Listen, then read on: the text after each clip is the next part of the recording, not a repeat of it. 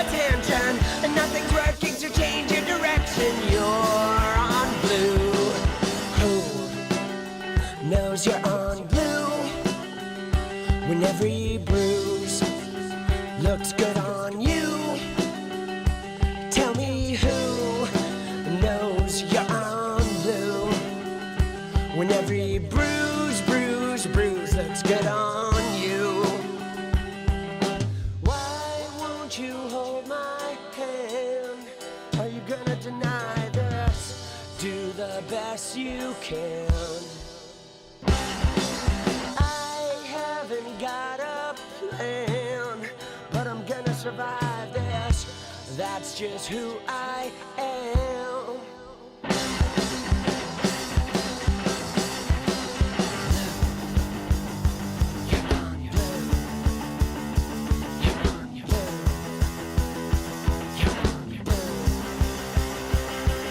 When you're on blue, you keep everything inside of you. You try to play it cool. Sometimes you gotta break the rules. I don't know why you are confused. All you need is a little bit of attitude. Yeah. This is it. I'm tired of explaining. It's too late because everyone is waiting. That's great. So why are you complaining? You're on blue. If I'm unsure, will anybody notice? It's my fault because I love you on purpose. I'm insecure or just a little nervous. You're on blue. Yeah. Yeah, yeah. Hey, hey, hey. Starting to enjoy the view. I'm all about the attitude.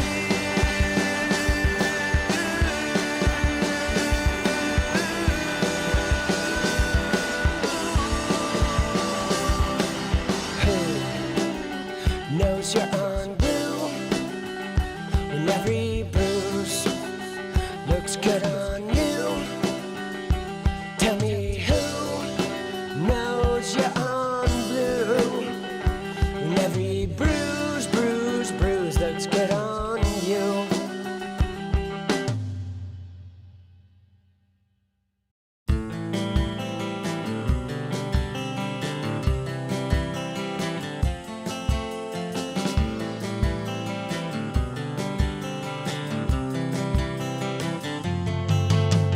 Hey, I just wanna change the world. I just want the perfect girl. I don't wanna hang around, I'd rather be found. It gets better, I wonder, my pleasure together. Everyone's waiting, anticipating.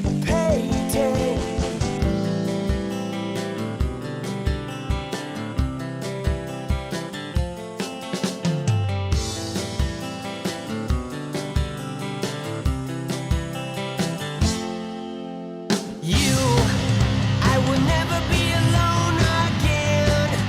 I'm immune to the things they said. My heart's unbreaking. You're radiant truth. I know that you will understand because I finally found myself. My heart's unbreaking. You're radiant. Hey, I just wanna change the world, but I'm not gonna wait my turn. I don't ever want to come down, I'd rather be found. It gets better, I wonder, my pleasure together. Everyone's waiting, anticipating.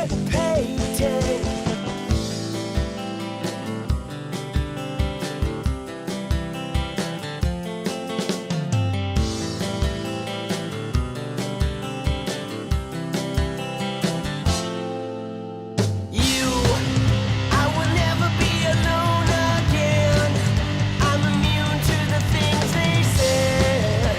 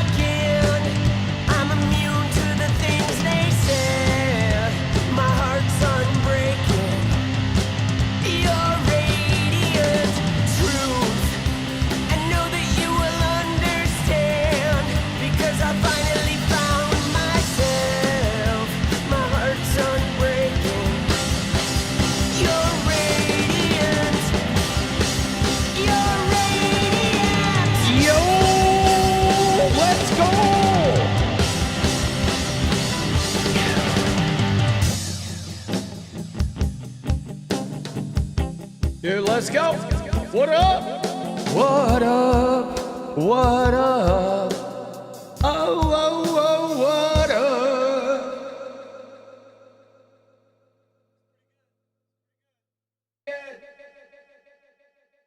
Pretty good. Dude, how we doing? Monday! Is it Monday? It's Monday, right? It's Monday, right? What's on my shirt? A camera? It's over. Do you need... Oh, shit. Look at that fucking can, bro. Dude, I get the weirdest looking cans from Amazon. Sometimes the shit I buy off Amazon shows up, and it looks like they fucking threw it off the truck, bro. Oh, yeah, Labor Day. It is Monday. Let's go. I got no place to be alone. Cut his wrist instead. There's your answer. You better save yourself or else. Nothing like success. I would rather be in hell than regret. Do you need anything like I need you? Dude, you're talking about my singing voice stayed young? Dude, my singing voice actually did stay young, but it's just because I stopped using it and I quit smoking. Right? I stopped using it and I quit smoking. That's it. Right? 5 years of voice lessons. Oh, yeah. No, I had a ton of voice lessons in the early 2000s, but it was actually like not using it. Although I will say I've really, like, streaming has fucked it up. Like, to be honest with you, streaming has kind of fucked up my voice because of the talking and the yelling, and a lot of streaming is like unsupported. Like when you sing, you know, there's proper breath support. But like when I'm like ranting, like online or whatever, when I was video gaming, not good breath support, being seated in a chair. And in fact, the visceral worker that I was working with was kind of starting to do that, starting to work on my vocal cords and sort of help me out with that. But dude, so you saw the announcement, right? You see this shit? Look at this shit, okay? Look at the timing of this, guys. Right? Look at the timing. Wednesday, September 3rd, is the press conference for Epstein. So Tuesday, September 2nd, presidential announcement. Are we surprised? Are we shocked about this? Right? What do you think it's going to be? What do you think is going to be the big distraction? Right? I have a feeling it's going to be some insane executive order about like voting or some shit. Right? It's going to be some insane like executive order that's going to be so far out of bounds that it's going to fucking, you know, like get blown out in the courts. Right? It's either going to be EO on voting or Chicago, could be Venezuela. But I mean, is he really going to go to war? The peace president is going to announce a war? I mean, you think that's going to fly? Nah. Dude, how's he going to get away with that? I'm sure it's going to be something to do with Chicago, or it's going to be about voting rights. Dude, Rudy Giuliani's like lined up ready for his pine box, dude. I got a pine box ready for Giuliani in the backyard, bro. Drive him over here. Wheel his hospital bed over here, bro. Dude, you know it's coming, right? Like clockwork. Some distraction. Outhouse for Trump. Dude, I got a bag of shit for Trump to go back home to. Right? Dude, I got a bag of fucking human feces just waiting for Trump, right? Home sweet. Dude. Oh, shit. Dude, you ever hear of a Chicago sunroof? Oh, fuck, bro. The Chicago sunroof, you hear that story? We're watching, Jenny and I are watching Better Call Saul. And there's a scene in there where he's like at bingo talking to these old people, and he just tells them the story of the Chicago sunroof, where somebody double parked a guy he didn't like with the sunroof open, and he climbed on his car and took a shit through the sunroof. The guy had left his kids in the car. Dude. So he got arrested and like charged with indecent exposure. Oh fuck, Better Call Saul, because the kids were in the car. Dude, I'm gonna do that to the beast, bro. Is there a sunroof in Trump's car? Dude, I'm gonna give him a Chicago sunroof. Oh Lord have mercy. Oh shit, dude. Yeah, dude, should we look at the White House window? Let's look at that. All right. Oh, Lord have mercy. Let's look at the White House window, shall we? Oh shit. Dude, the Chicago sunroof. Oh man, dude. That shit is powerful, bro.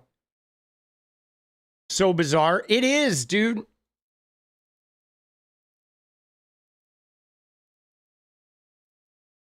Dude, yeah, what were they doing?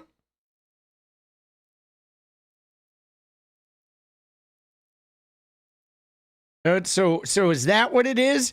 We got a picture here of the Lincoln statue. It's a bronze statue of Lincoln that sits in like one of the presidential fucking bedrooms. And is that what got thrown out the window? Dude, what is going on, bro? Right? It's on the east side, just outside the Lincoln bedroom. Dude, did Trump just finally find out? Melania admitted to Trump, yes, I was fucking Epstein, and Trump got out of his wheelchair and just chucked the statue out.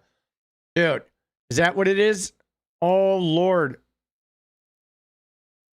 Dude, the White House shut off all their windows or shut off all their lights. I mean, dude, something is going on, bro, right?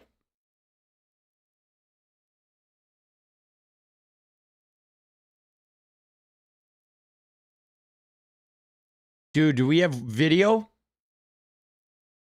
Oh yeah, here. Let's check out the video.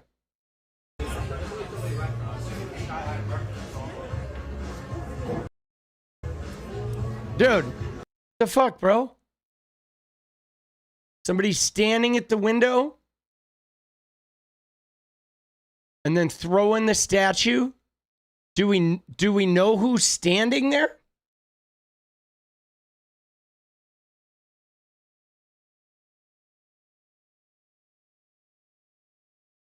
True. Melania is nowhere near there. Dude. I mean, so there's, yeah, no, that was real. That is real. This is not, it's definitely that statue. It definitely looks like it's that Lincoln statue. Dude, Melania, she's going to cash out. Is she? I mean, dude, you know when Trump is dead, she's going to hit that cash register, bro. So that was it? Just one item got tossed? Oh, wait. Nope. Something else. Oh, wait. What the fuck?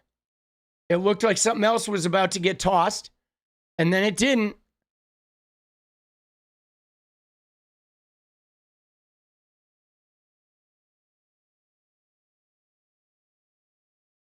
Dude, what in the actual clown show is this? Yeah, man. I mean, there it is. There it is. It's definitely that Lincoln statue, right? It's a Lincoln statue or it's some kind of statue. It looks like that Lincoln statue. I don't know. See, it looks like there's there's a gap between the legs. So maybe it's not that Lincoln statue because that Lincoln statue is Lincoln seated, right? So I don't know. But what are we doing, man? They had to physically remove the window, did they? I don't think so. Doesn't it slide up? Isn't it like wooden paint?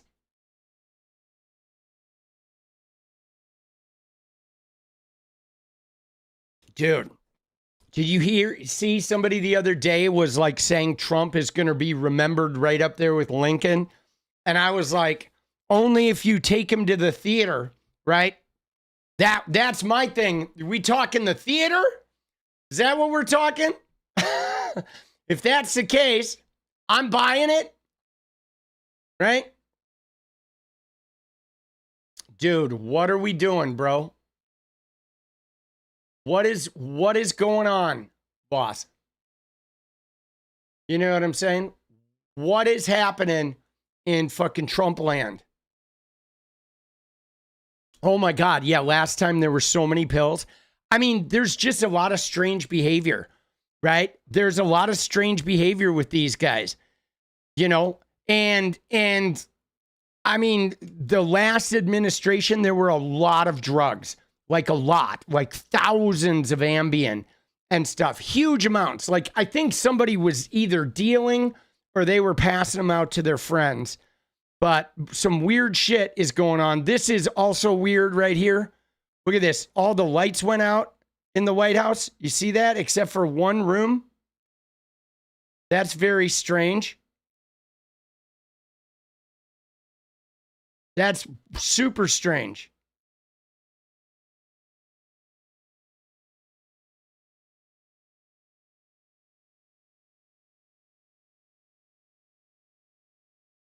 Right? Yeah, super strange. Very bizarre.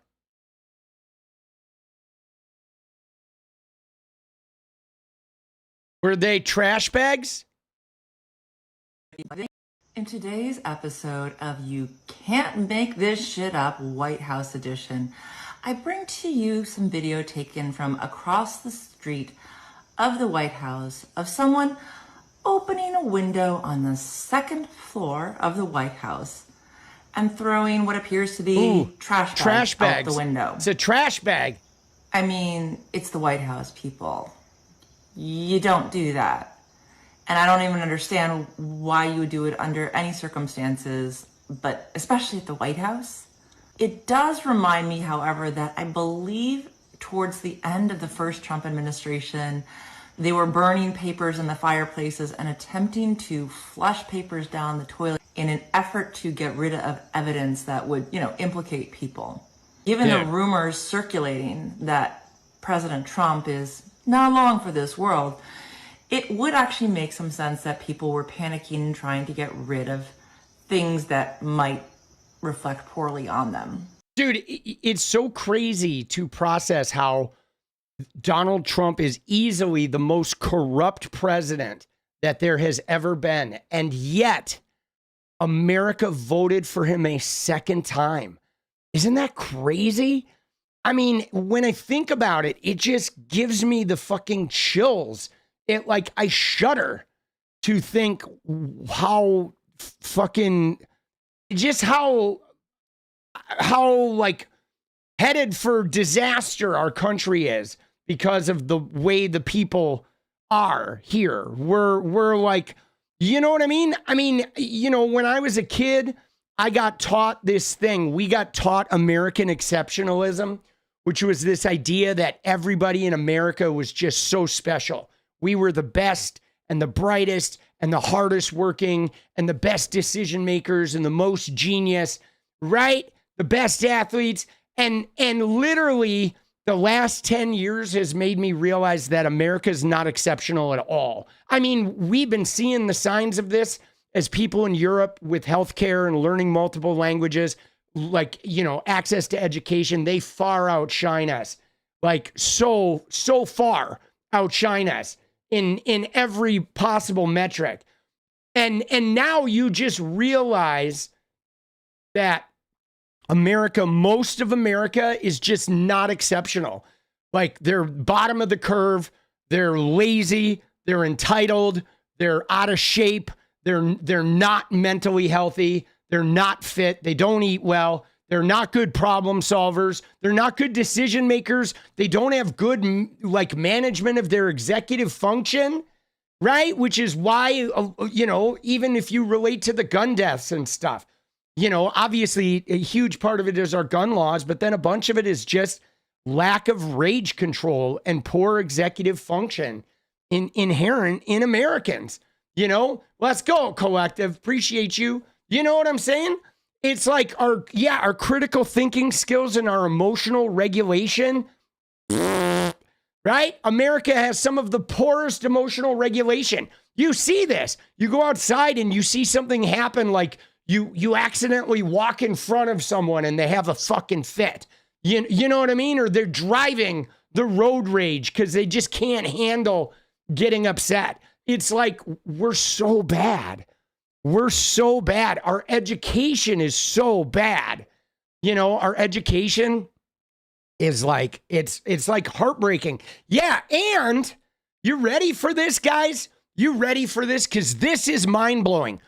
One of the major political parties in America, the Republican Party, part of their like platform and part of their appeal to voters has been to convince Americans that going to college is bad for you, that getting an education is actually detrimental to your existence. Meanwhile, the politicians that sell that lie to the population, all their kids are going to Ivy League colleges. And they literally tell the general population that, like, man, getting an education is going to harm you. Like, bro, that is astonishing, dude. How? How do people even buy that? Who is dumb enough to believe that? You know? You know what I mean? Like, bro.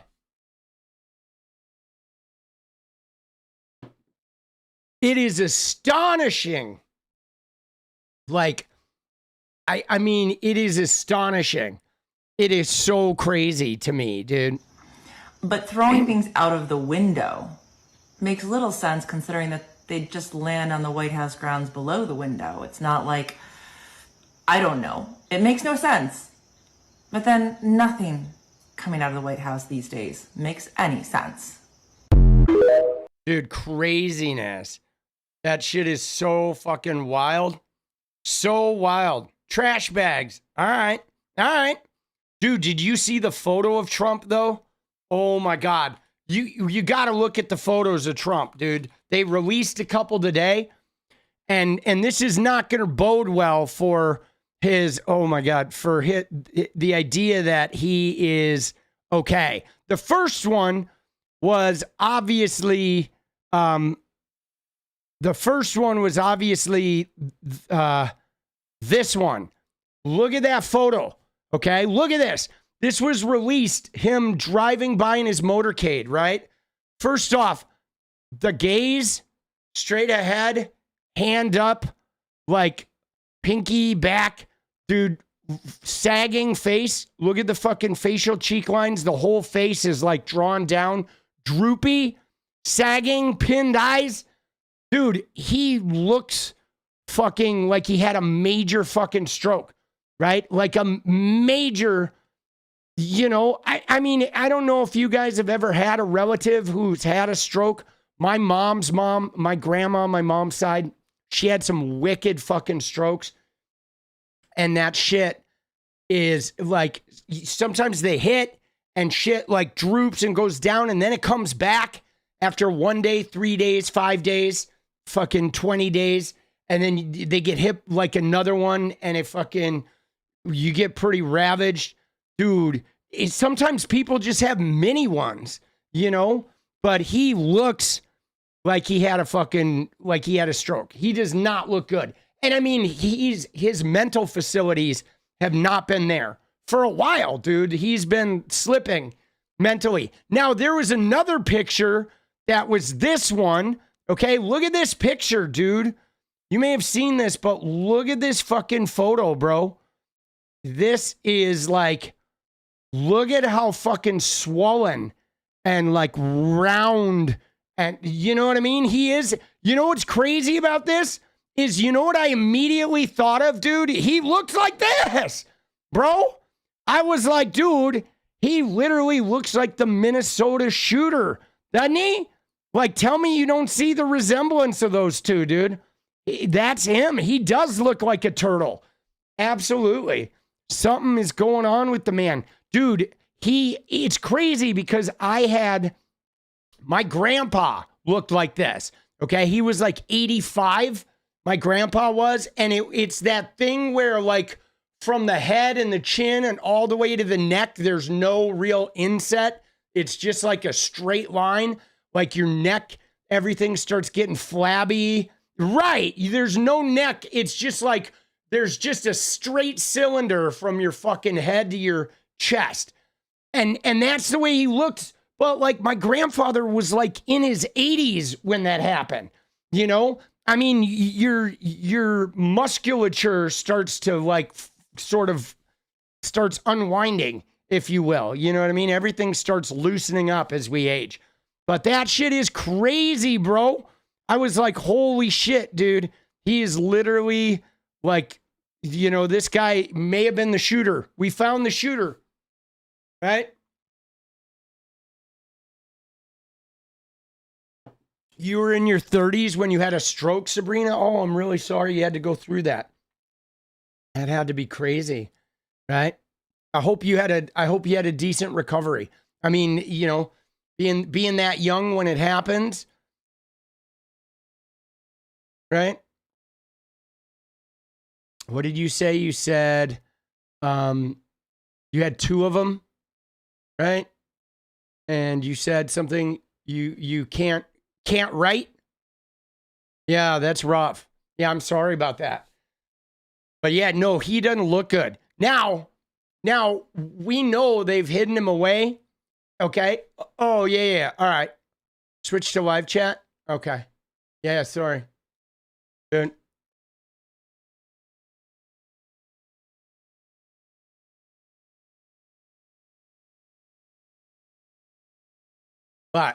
But anyway, yeah, that's rough. Thank you for the reminder about the live chat. I always forget that. Right? Dude, yeah, he does not look well. Now, again, though, they've had him hidden away for like a week. Okay. So they're definitely like putting him, you know, through his paces, getting him ready for tomorrow. Whatever's going on. You know, I'm really curious to see what the announcement is, but I know it's just a distraction for Wednesday, boss. That's what we know. It's a distraction for Wednesday. But yeah, man, he is not looking well. But this photo, though, when I saw that, I was like, holy shit. He's really, really stung. Announcing his resignation, I don't know. I don't think that's possible. So here's the deal, dude. Mew Mew, let's go. Oh, dude, let's fucking go, Mew Mew. Let's go. Mew Mew. Oh, thank you. Yes. Oh, fuck Elon, bro. We'll give you a Trumpy, too. Later. All right. Yeah, let's go. Thank you, boss. Now, when I saw this picture, I was like, oh, shit, he is cooked. Bro, he is cooked. But here's the deal, guys. And this is the point. I had a talk with Jenny earlier today. So I don't think he's, you know, fucking zonked yet.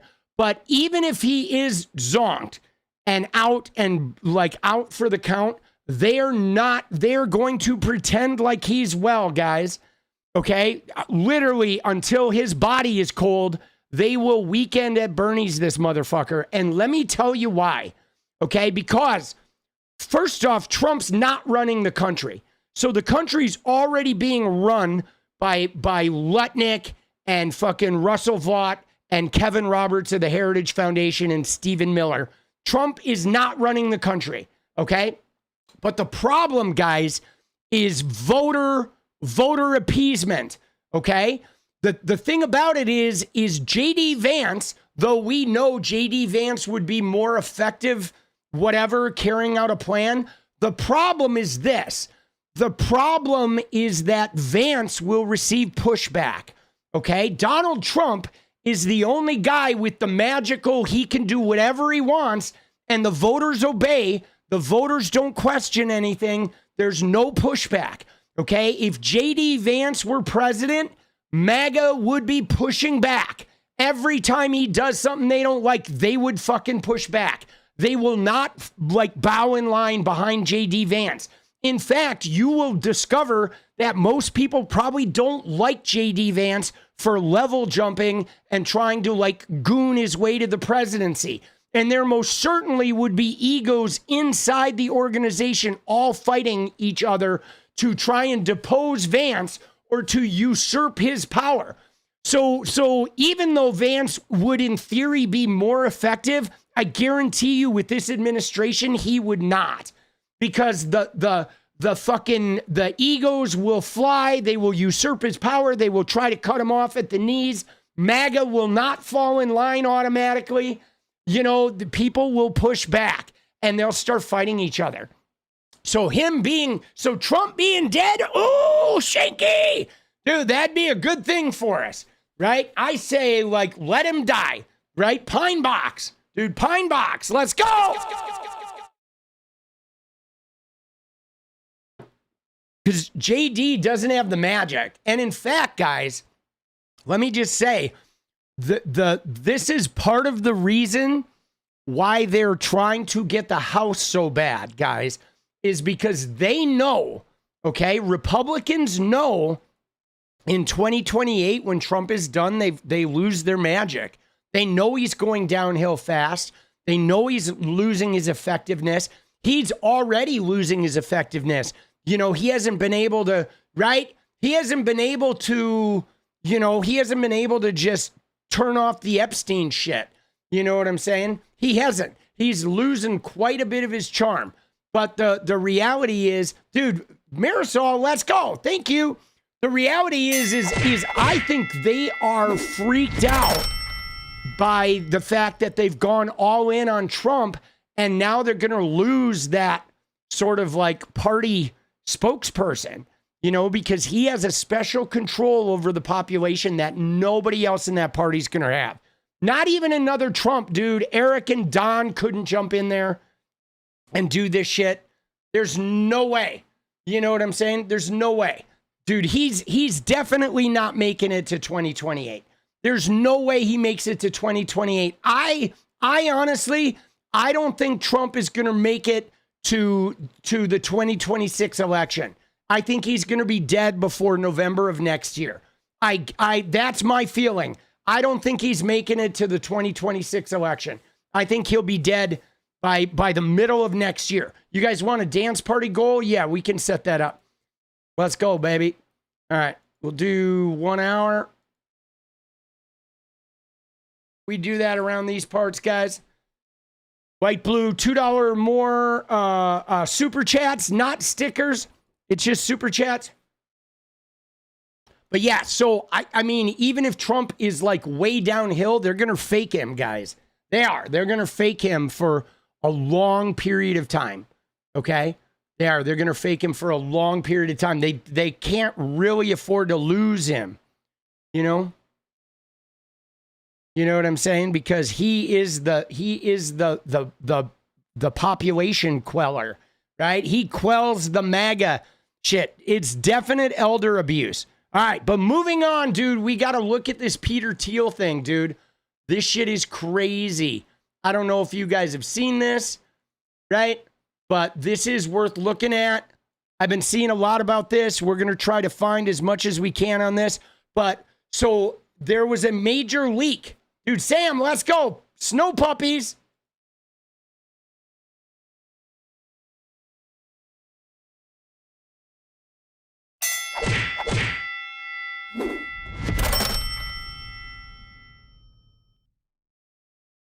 Is December the betting line?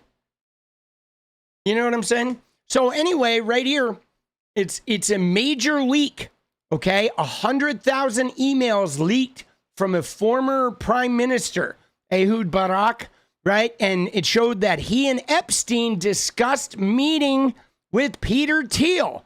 trying to arrange it so the security guys will not come with us to the island. Now, why would they want to not bring security to the island? That's weird, right? Isn't that weird? Okay, so here's one. 𝗍𝗢𝗏𝗧𝗏, right, to Jeffrey Epstein in 2014. 2014, guys, that means this is a full 7 years after Epstein's, sentencing, okay? And a full 5 years after he was on house arrest, all right? Isn't this crazy? Oh, shit, bro. Said, thanks. Peter Thiel could be very interesting, but I'm flying to Europe. Blah, next time. I have Peter Thiel on the 19th, Epstein said, in New York. If you like, as well as the former president of the Maldives. Dude, this is crazy. I mean, why is the former prime minister of Israel talking to Peter Thiel and talking to Jeffrey Epstein? I mean, it's very strange. That was April 28th. Then June 9th of the same year, 𝗍𝗢𝗏𝗧𝗏 says, going to meet him for dinner tomorrow. He has to bring another person with him. I don't know who/why. Dude, Will. Let's go, baby. Oh! I've met him once in Davos some 2 years ago. Probably he doesn't even recall it. Let's see. I was told by the host of the dinner that we will probably spend it talking just geopolitics. It's a first date. I think he's of huge potential to accelerate things by the sheer reputation he'd got. No way it's a waste of time. Thus, I'm going to do it and we will see. I'll let you know. But now this is really interesting, right? It's a first date. Now, obviously, he doesn't mean it in the sexual date, but it's a first date. It's what were they trying to arrange? What is their courtship about, right? To accelerate things? What are they trying to accelerate? Isn't that crazy? Dude, Will. Let's go. And I Googled Peter Thiel. Seems to be really interesting, smart, and active character. Did you meet him already? So this was not with Epstein. This was Barack tweeting somebody else about Peter Thiel, somebody who didn't know him. Why hasn't anyone looked into his bank accounts? I mean, I think they have. A lot of shit was just moved around in shells of shells of shells, right? Shells of shells of shells. You know what I'm saying? And what else do we got here? It says, okay, thanks. Call you after the meeting, right? And then Epstein wrote, Peter is Monday, 8 p.m. And before 6 p.m. is Peter coming around 7? Yes, definitely after 3 best, right? Then he wrote, I'll meet VV in some 2 hours time. He wrote, Jeff, I'll meet VV in some 2 hours time. He probably stays on New York till Monday. Does it make sense to have a cup of coffee with him on Sunday? So again, right, we're not exactly sure what these people are scoped with, right? Dude, let's go. Dude, Scorpio, let's go. Scruffles, let's go. Marisol, what were you talking about? About the 9 irons? I saw your thing. The 9 irons? Oh, am I supposed to read them? I normally read them, but I don't read them out loud. But you want them read out loud? I suppose I can do that. Right? I just normally absorb them. Dude, yeah, no, I saw the video with the group that tracked the cell phone data, and they have all the cell phones that went there, but they didn't release any of that data. I mean, there's all kinds of privacy issues with that. I think you'd need to have, I feel like a government court case would be able to do something with that. But this is pretty crazy here, right? That they're talking about some type of business deal, right? And then from Jeffrey, it says, Peter Thiel can come to dinner on the 9th. Can you stay until then? Now, again, one of the things that I have in my mind is what is with this 3-way, right? Because obviously you have Peter Thiel, you have Jeffrey Epstein, you have 𝗍𝗢𝗏𝗧𝗏, right? The Prime Minister of Israel, former Prime Minister of Israel. Why those 3 guys? What is that combination about? Right? You know what I'm saying? Ball bad, let's go. Dude, I like seeing Elon get a slap too, boss. Appreciate that shit. You know what I mean? That stuff is just weird, guys. It's a weird combination. Okay? It is a very strange combination. Cybersecurity technology investment, I guess. You know, I mean, I guess.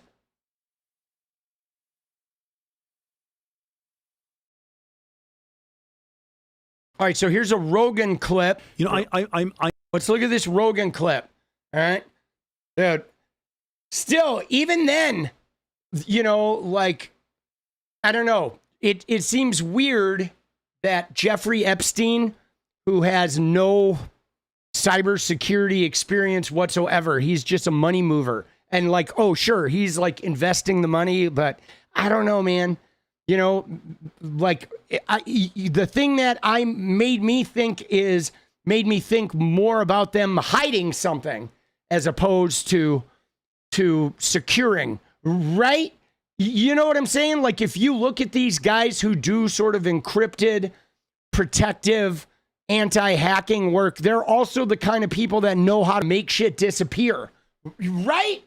They do. They know how to make shit appear as though it never even existed, you know?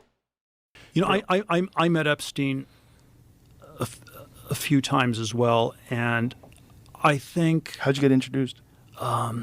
It was Reid Hoffman in Silicon Valley introduced us in 2014, but it was basically, and I you know didn't check, didn't ask enough questions about it, but I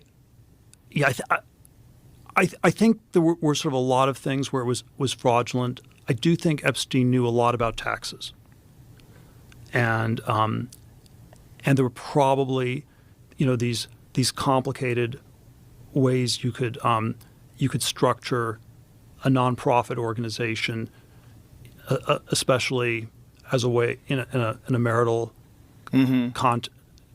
context that I think Epstein might have known a decent amount about. How, when you were introduced So to him? I don't think Epstein would have been able to, you know, comment on superstring theory or Right. something like that. See, that's like, now, obviously, there was something with Jeffrey Epstein, okay, that he was very good at making money, like, disappear from a tax sense, right? He had a deep connection to the Virgin Islands and offshoring money, okay? And he apparently from the very early on, even when he went back to like Bear Stearns, he was very good at setting up like a shell of a shell of a shell to make people's profits, to make wealthy people's money just appear like it didn't exist, okay? You know what I'm saying? To appear like it didn't exist, okay? Dude, so that obviously is a huge, you know, a huge scenario. But again, if Epstein was meeting with Peter Thiel on doing taxes, that certainly wouldn't involve the Prime Minister of Israel, okay? Right? Ehud Barak would not be involved in any of, right? He wouldn't have to come and meet up and watch Peter Thiel and Jeff Epstein talk about how they're going to hide Thiel's money in an offshore account, you know? You know what I'm saying? Like, dude, come on, man. You know, there is, you know, and dude, look at him though, dude. This guy's so shady. And did you see how he paused when he was first asked about Epstein, and he just sort of paused, right? Did you see that? Right. But I think this sort of thing he might have actually been pretty expert on. When you were introduced to him, how was he described to you? He was described as one of the smartest tax people in the world. Interesting. And I probably was my moral weakness that I. Well, how like could paying you have known taxes. back then? He had never been arrested. No, this was 2014. It was post arrest. Oh, it was after the arrest. After he's been arrested, you're still like, oh, I mean, Peter Thiel's like, oh, I'm going to go hang out with the child rapist. and go get some tax advice from the guy who's right. Like, bro, what is going on? Dude, I don't really have a huge problem with the all caps thing. That doesn't necessarily drive me fucking crazy. It drives all you guys crazy. I don't like, you know what I mean? I don't really, I don't stress out too much about that. You guys bothered by that? You guys don't like all the caps? Oh, so his arrest was the first arrest, right? Yeah, which was like 2007, 08. Okay. Right. Oh, shit. Yeah, most of you do speak all caps in person. Dude, yeah, so this is wild. So there we go. We have Peter Thiel after the arrest. He's like, tax advice. But guys, this is the thing though, right? This is one of the things about these guys that's really interesting is you have a guy like Peter Thiel or Elon Musk or Donald Trump, anybody who's really wealthy, they will go to a child predator, right? They will go to a child predator and get tax advice. They will. Dude's 9 out of 10, boss. We're not quite there, boss. We got 45 minutes to get that 10th one. So, but they will, guys. They will. Oh, yeah, he got arrested for, sexually abusing a whole bunch of teen girls, but he's going to help me hide my money. What's his number? That's the shit that these guys will do. They will partner up with anybody. Okay. They will partner up with anybody who will help them, like, cha-ching, right? That's all they're after. Dude, it's so gross. Now, here's another thing. This is from a New York Times article. All right. I saw this article not too long ago. Jeffrey Epstein invested with Peter Thiel and his estate is reaping millions. Dude, Gorg, bringing it home. Let's go. There it is. Dance party right after this section. Let's go. Dude, maybe we'll do another one. We'll try to get 2 dances.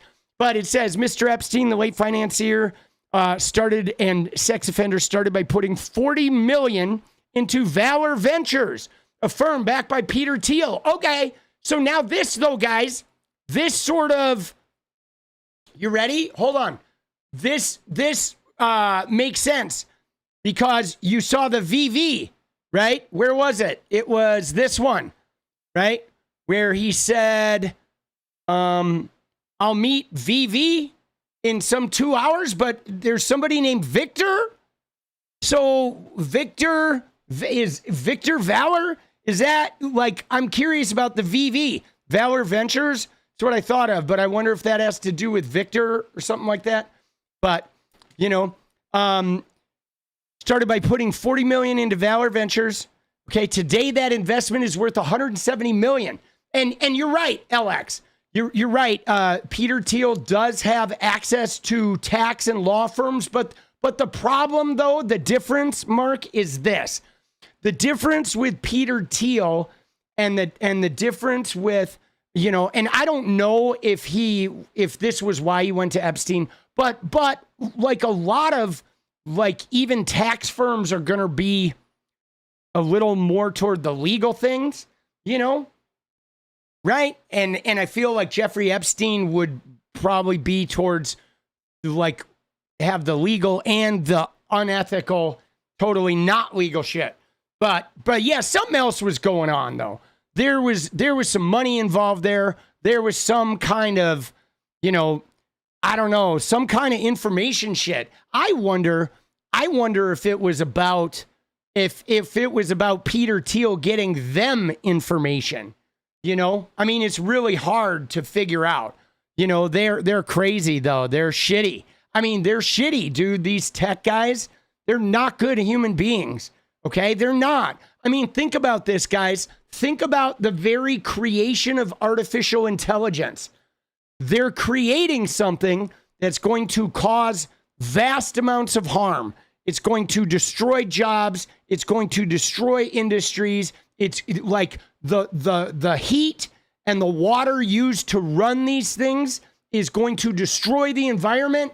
Like, and not only is it going to be harmful for the way it interacts with humanity, but they make it anyway because it's like cool and fucking fun, and it's gonna make them fucking billions. You know what I'm saying? Like, they don't care about human beings. They don't care about the planet, right? They don't. They could give two shits. They really don't. They're terrible fucking human beings, man.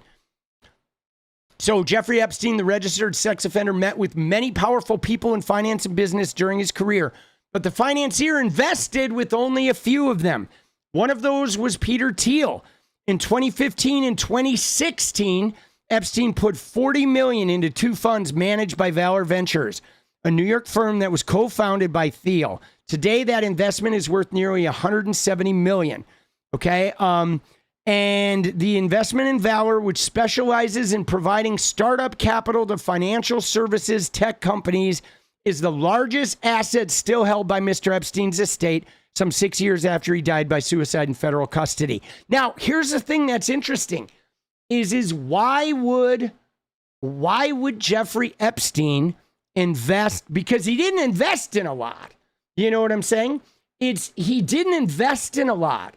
He invested other people's money, but he himself was not a huge investor. But why would he invest in a firm that provides startup capital to financial services tech companies? That's really weird, right? Like, why would he invest in that? You know, unless he was investing in the technology that was going to hide finances, right? That just seems like a weird thing to invest in. You know, it's a very specific, very not related to any of Epstein's, you know, not like he had a bunch of ventures, like most of his money went into like real estate. Obviously, he was real estate. He had a modeling agency, MC2, right? He owned a couple of islands. He owned Little St. James, and then he also bought Greater St. James, the island that women could swim to when they tried to escape. So he didn't, you know, he wasn't a big tech investor. He wasn't a big tech user.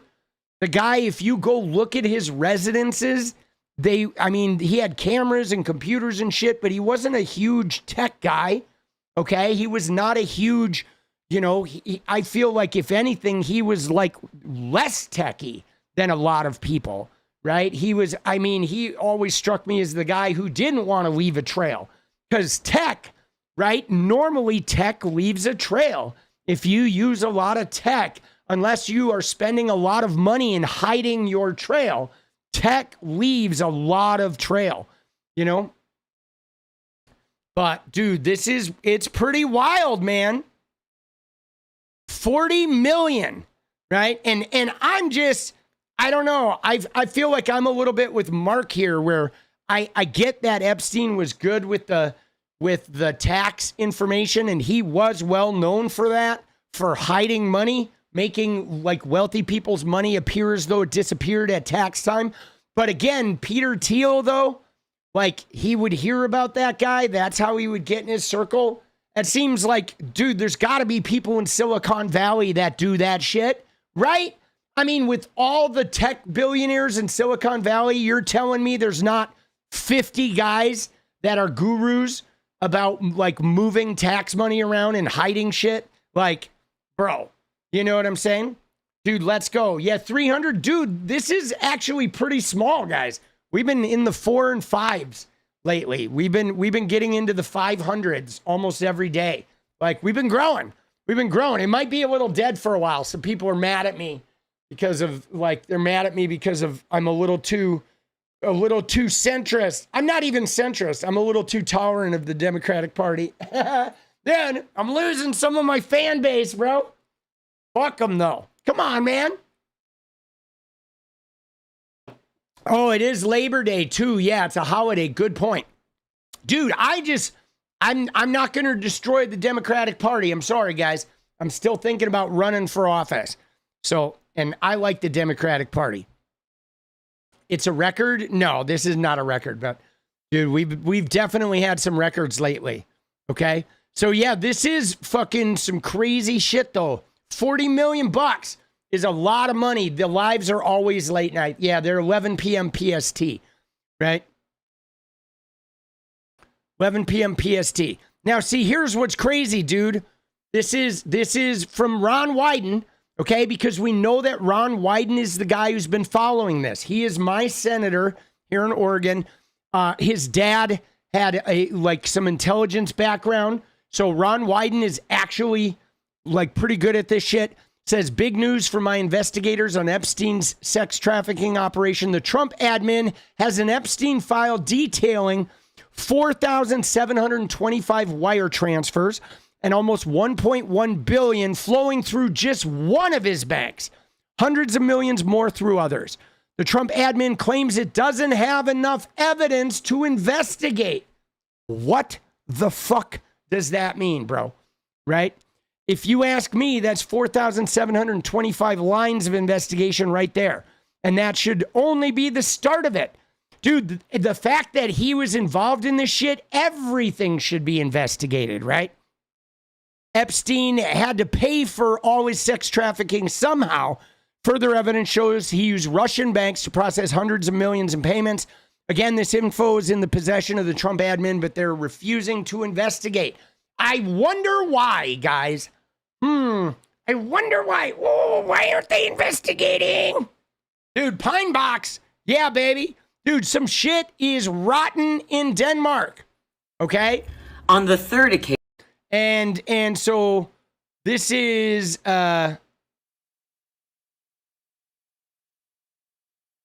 dude, yeah. Oh, there we go. Dude, I don't want to really listen to the Katie Johnson thing right now. Big, beautiful obituary. Yeah.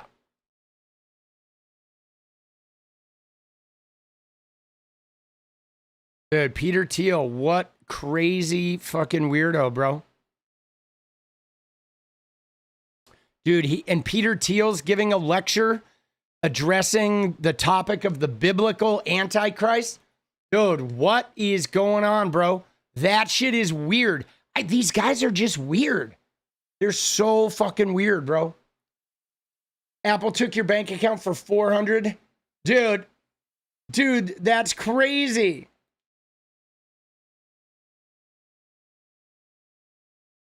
Dude, well, the Russian banks, right? The Russian banks definitely are laundering a lot of money. They are. All right.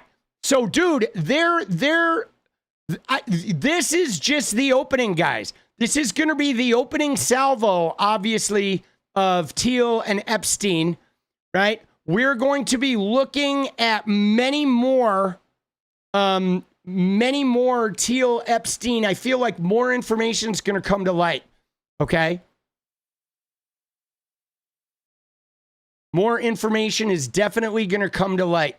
Oh, shit, dude. There's Trump spotted in Oregon. Look out. Yeah, well, so not only did the Russian banks support Trump, can I just tell you guys, Deutsche Bank and the Russian banks, many people, you may or may not know this, but essentially what happened to Donald Trump, and this was before he became a Republican, this was before he got into politics, American banks stopped giving him money, okay? Trump could not get money anymore from American banks. Nobody would loan to him because he had a huge problem with defaulting investors, defaulting on loans. Just he's been one of the worst money abusers, money defaulters, bad loan guy, creating fucking bogus investment schemes. He doesn't pay for the work that's done. He was just a massive liability. So, and what you don't understand is the people that own like big real estate, that's how they survive. Okay. You buy a building, you buy Trump Tower, and then you take loans on that shit for like 50 years, bro. You take loans on that money and you have that asset and right. And so that's what they do, man. They live on loans. And he couldn't get any money. And that's when he started going to Deutsche Bank. And that's when the Russians started getting involved. And, you know, because he was just a risk, dude. He's the worst fucking businessman, like, on the planet, man. He's, like, so terrible, right? He is, dude. He's bad news. All right, dude, let's hit a dance party, right? Let's hit this dance party since we hit that goal, and then we're gonna get in and we're gonna bop along, because I have something special that I want to do. Is I want to do this, guys. Okay, this is something where I found an old article here. Okay, that is all of the assault allegations.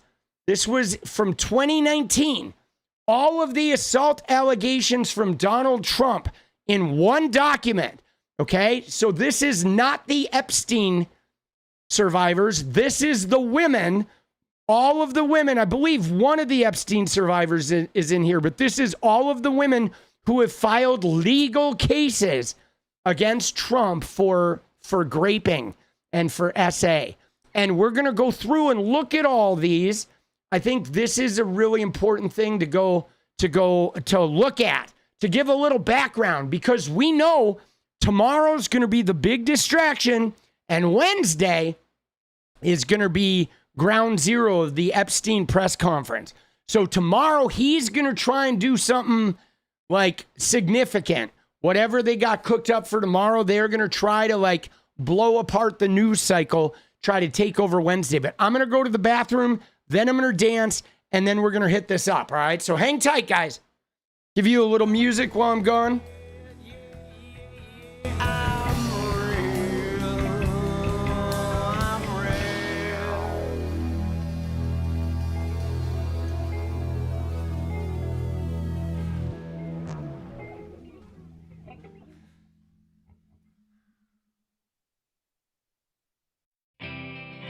Do you need anything like I need you? It's over. Do you need anything like I need you?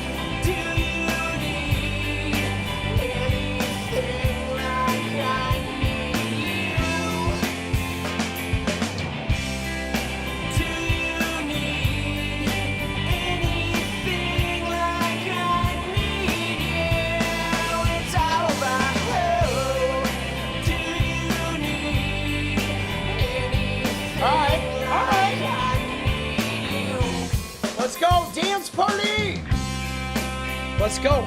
Dude, I may be a little low energy tonight. I did not get a lot of sleep the last couple days. So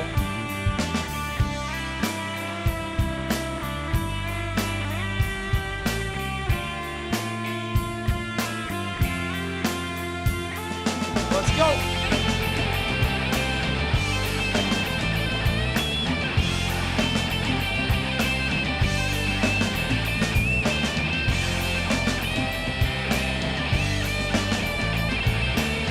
Let's go.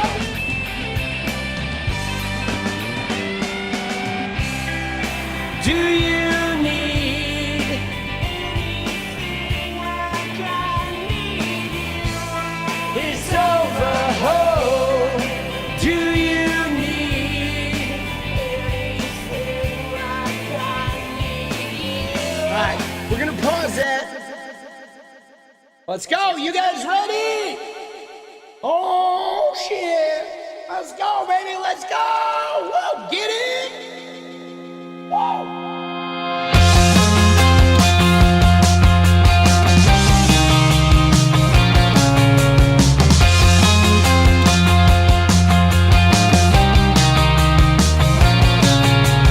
Got a lot of choices.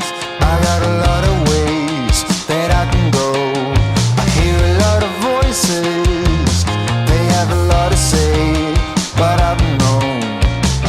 Been here before. Yeah, I do recognize the tide of this marble floor, and I don't need my eyes to see what lies behind that wooden door.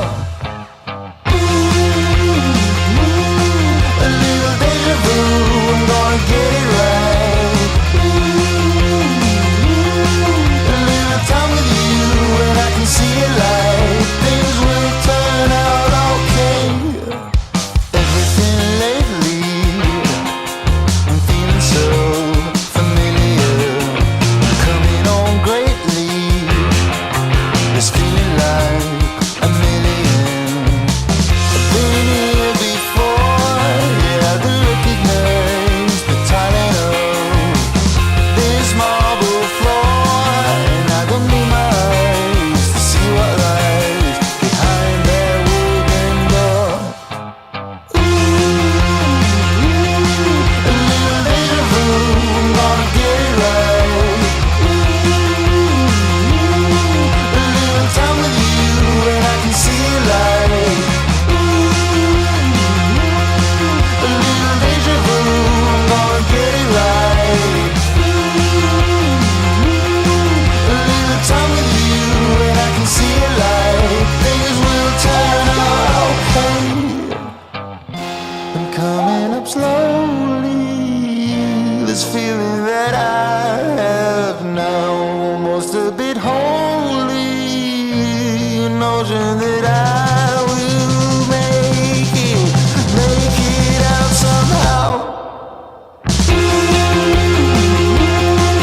little deja vu, I'm gonna get it right.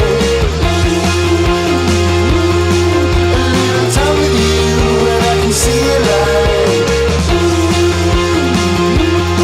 A little deja vu, I'm gonna get it right. A little time with you, and I can see it like things will turn out alright this time. I know. Oh, all right. That was a fucking jam. That was a jam.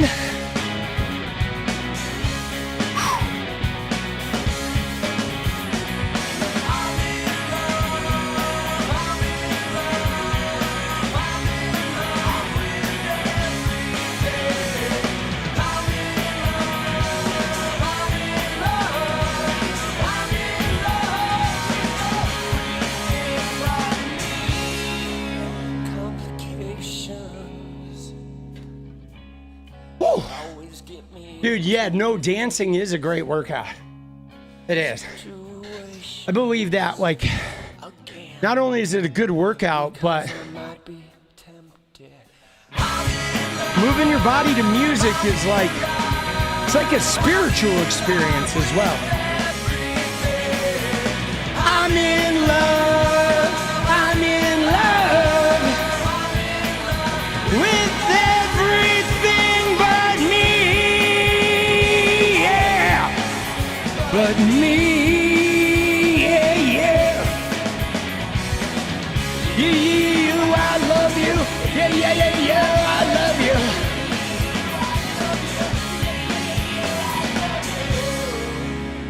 Dude, let's go. Dude, I'm just here trying to keep y'all sane. Dude, that's all I'm trying to do. I realize that we got a lot of chaos, a lot of fucking toxicity, in the world, and I'm pretty good at turning that type of energy into hope and fucking humor, right? And fucking, feeling a possibility. That's what I'm here for, right? I'm going to help you guys survive the Trump admin without getting infected by the virus of his negativity, because, that's what he does, right? That's what he does. That's what those people do.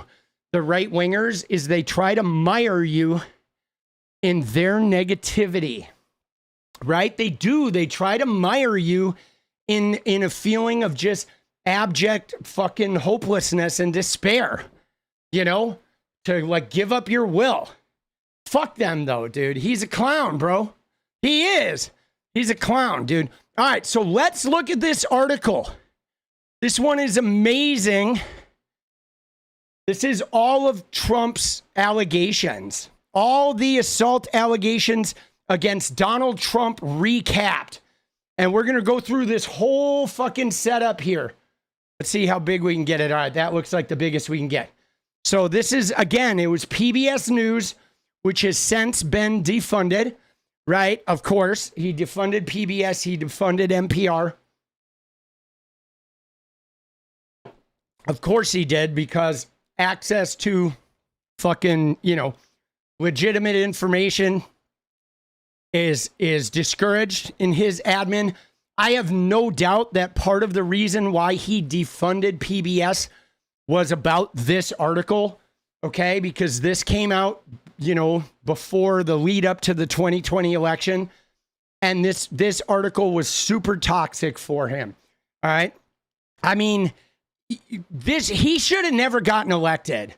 Let me just say, the fact that Americans voted for this guy in the beginning, after the Access Hollywood, the grab him by the pussy and all that shit, and all the negativity, making fun of the disabled people, all of his business failures, his just abject toxicity, right? He is like such a low-grade human being.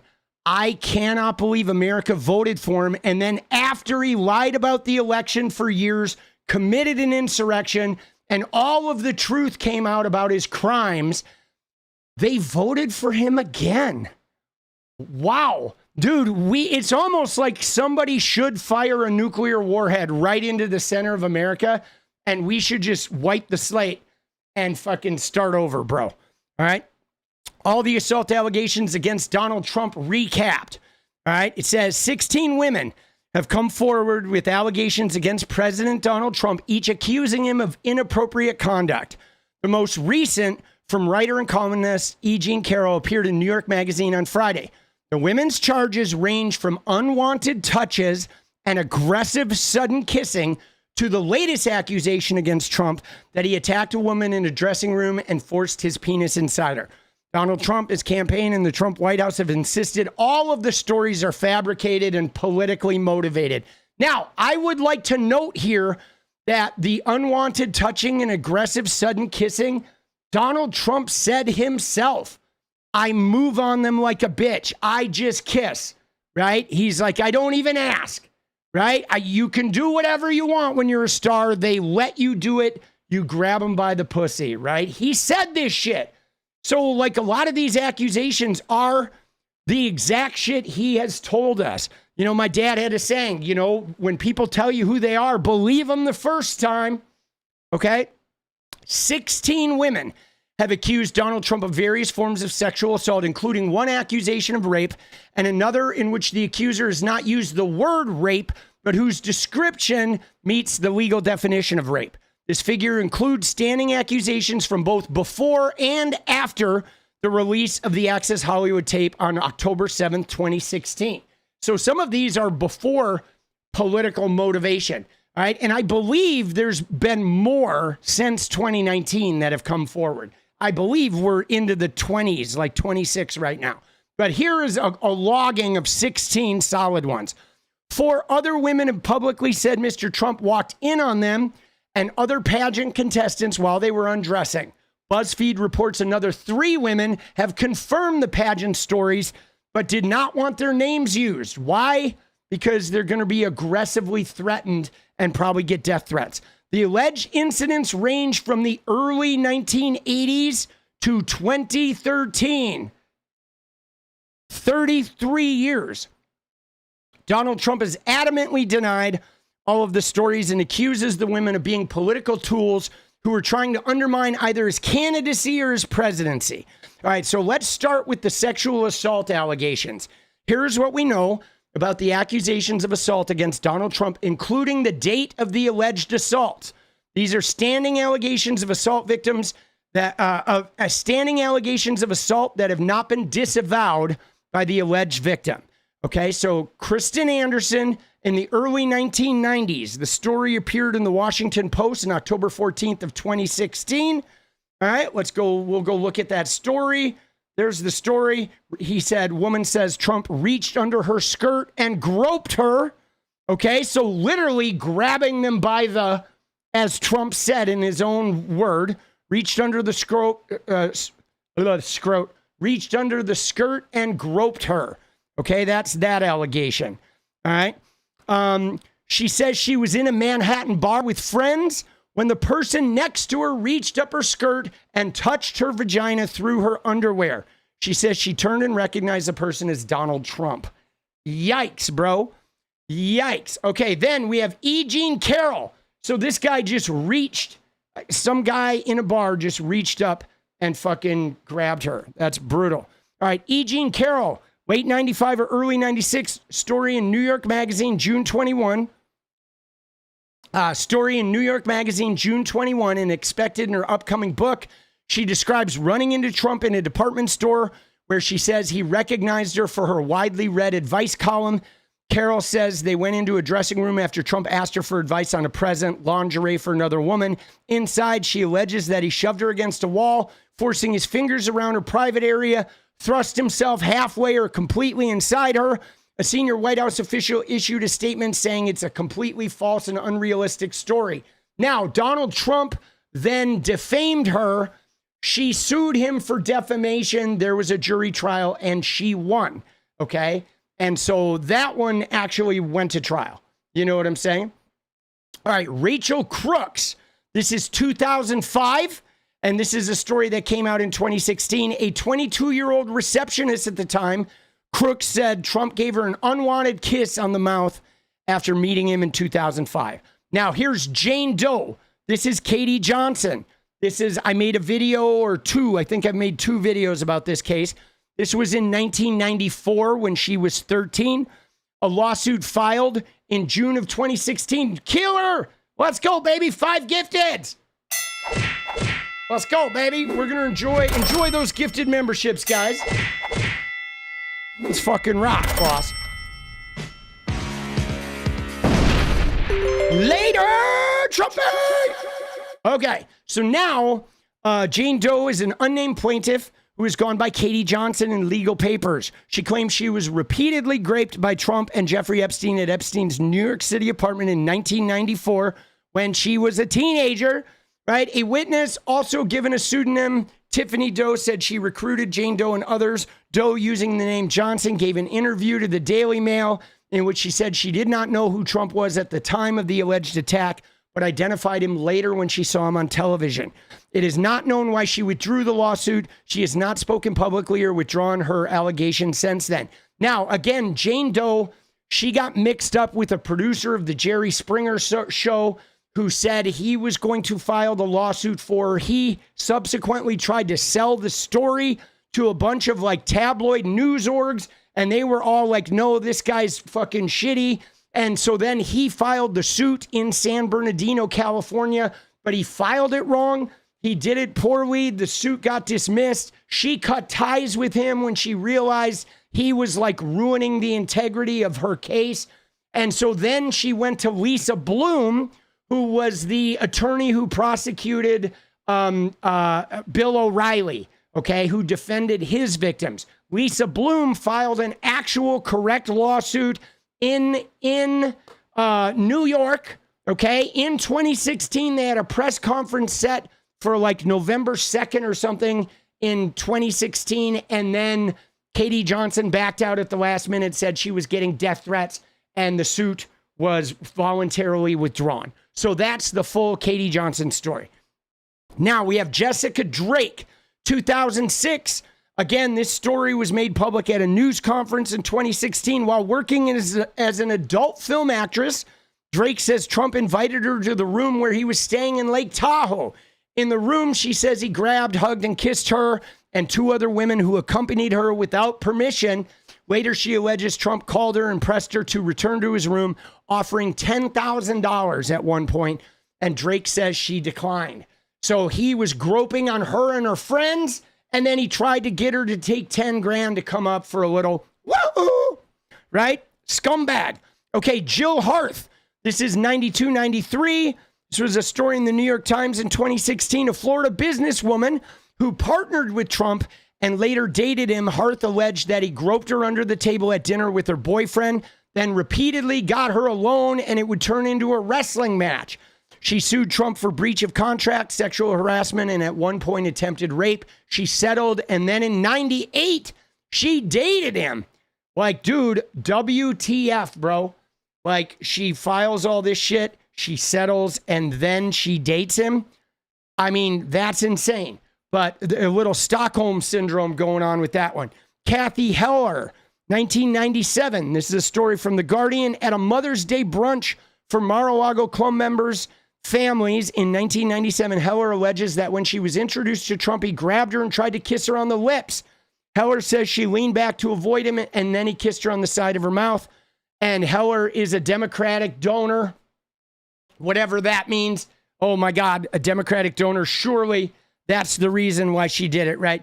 I mean, you know, you see some of these aren't even like major breaches. And I don't want to minimize if you meet somebody and somebody's like trying to stick their tongue in your mouth, or they're kissing you or touching you in an unwanted way. All of that is sexual harassment and small version of sexual assault. All of it is. You have a right to not be felt up sexually or kissed or whatever, or groped on without your consent. 100%. That is like sexual assault. It's different than rape and you know, absolute like molestation and, you know, touching your private parts. But I don't want to minimize this shit, right? Just because it's not the craziest shit. But these types of things, what's crazy about this, guys, is when you look at the men who actually commit grapes and the men who actually fondle women's private parts against their will, they normally have a trail of these kinds of behaviors. They do. They have a trail of these kinds of behaviors where for them, crossing a woman's boundaries and like breaking the barrier of her private space and her safety, they do that regularly as though that's like the minimum, right? It's like the minimum behavior that they're allowed to engage in. They do. There's always a history of this, like a lot of it. Nini Laksonen, 2006. She was a former Miss Finland, okay? And there was a story in a Finnish paper and also one in the Telegraph. Laksonen told Finnish newspaper Sanomat that Trump squeezed her butt as she and other pageant contestants stood next to him for a publicity photo ahead of an appearance on the Letterman show. Then you have Jessica Leeds, early 1980s. Okay, Leeds said she sat next to Trump in first class on an airplane and that he kissed her, groped her chest, and reached up her skirt, leading her to move back to coach. He was like an octopus, she told the New York Times. In a post report published in 2016, a British man whose interview was arranged by the Trump campaign said he was on the flight, that Leeds' account is false, and that he remembers Leeds acting inappropriately. Now, that's real believable, right? That the New York Post, which is a very Trump-friendly publication, that is they published a story from a British man who the Trump campaign set up the interview that said, yep, she's lying. Okay. Jessica Leeds. I remember hearing about this one, dude, the whole octopus comment. I remember like that one being a big deal, that he was like all over her. And in fact, she left first class. Now, you know, again, I don't know with the reporting here, if they talked to flight attendants, if they were able to track down who appeared on that.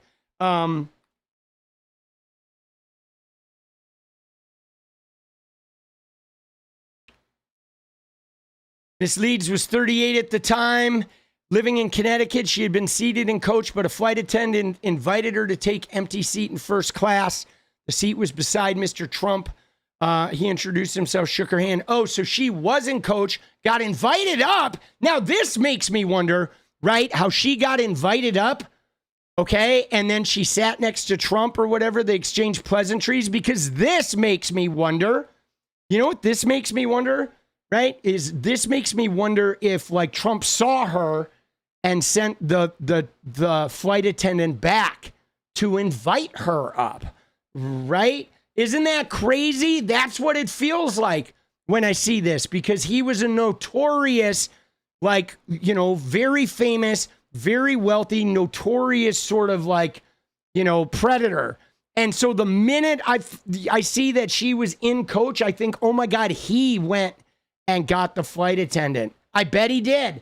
I bet he sent her back there and was like, you need to go get that woman in the whatever, the black skirt or whatever, right? With the blonde hair. And then they bring her up.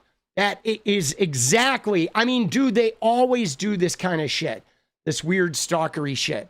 You know what I'm saying? They always do that kind of stuff, right? You know what I mean? Yeah. And dude, what are you doing, boss? Right? Are you about to tell like off-colored sexual jokes?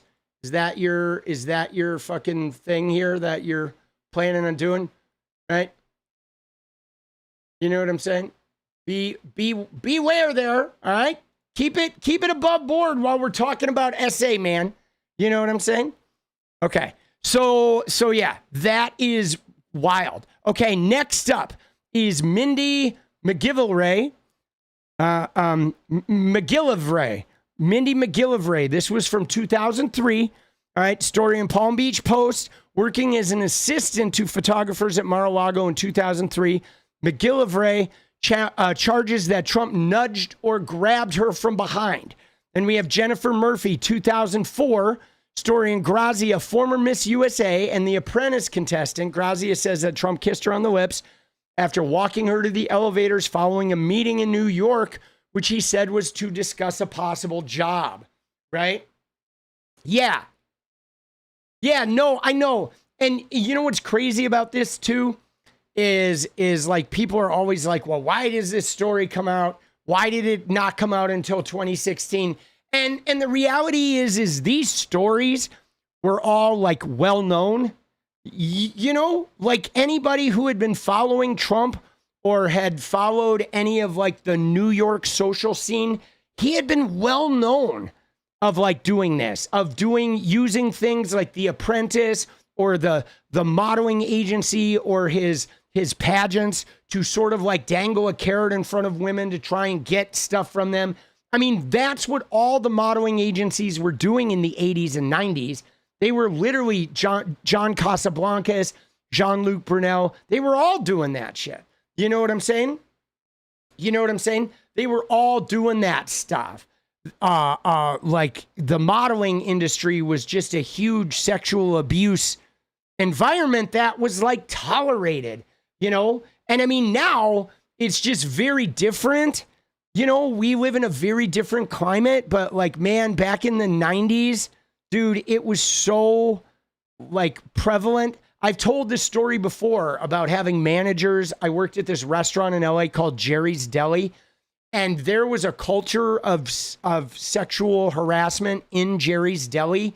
It was like passed down from like the general manager to the store managers to the, you know, the regional to the general to the store to the assistant managers. It was really gnarly.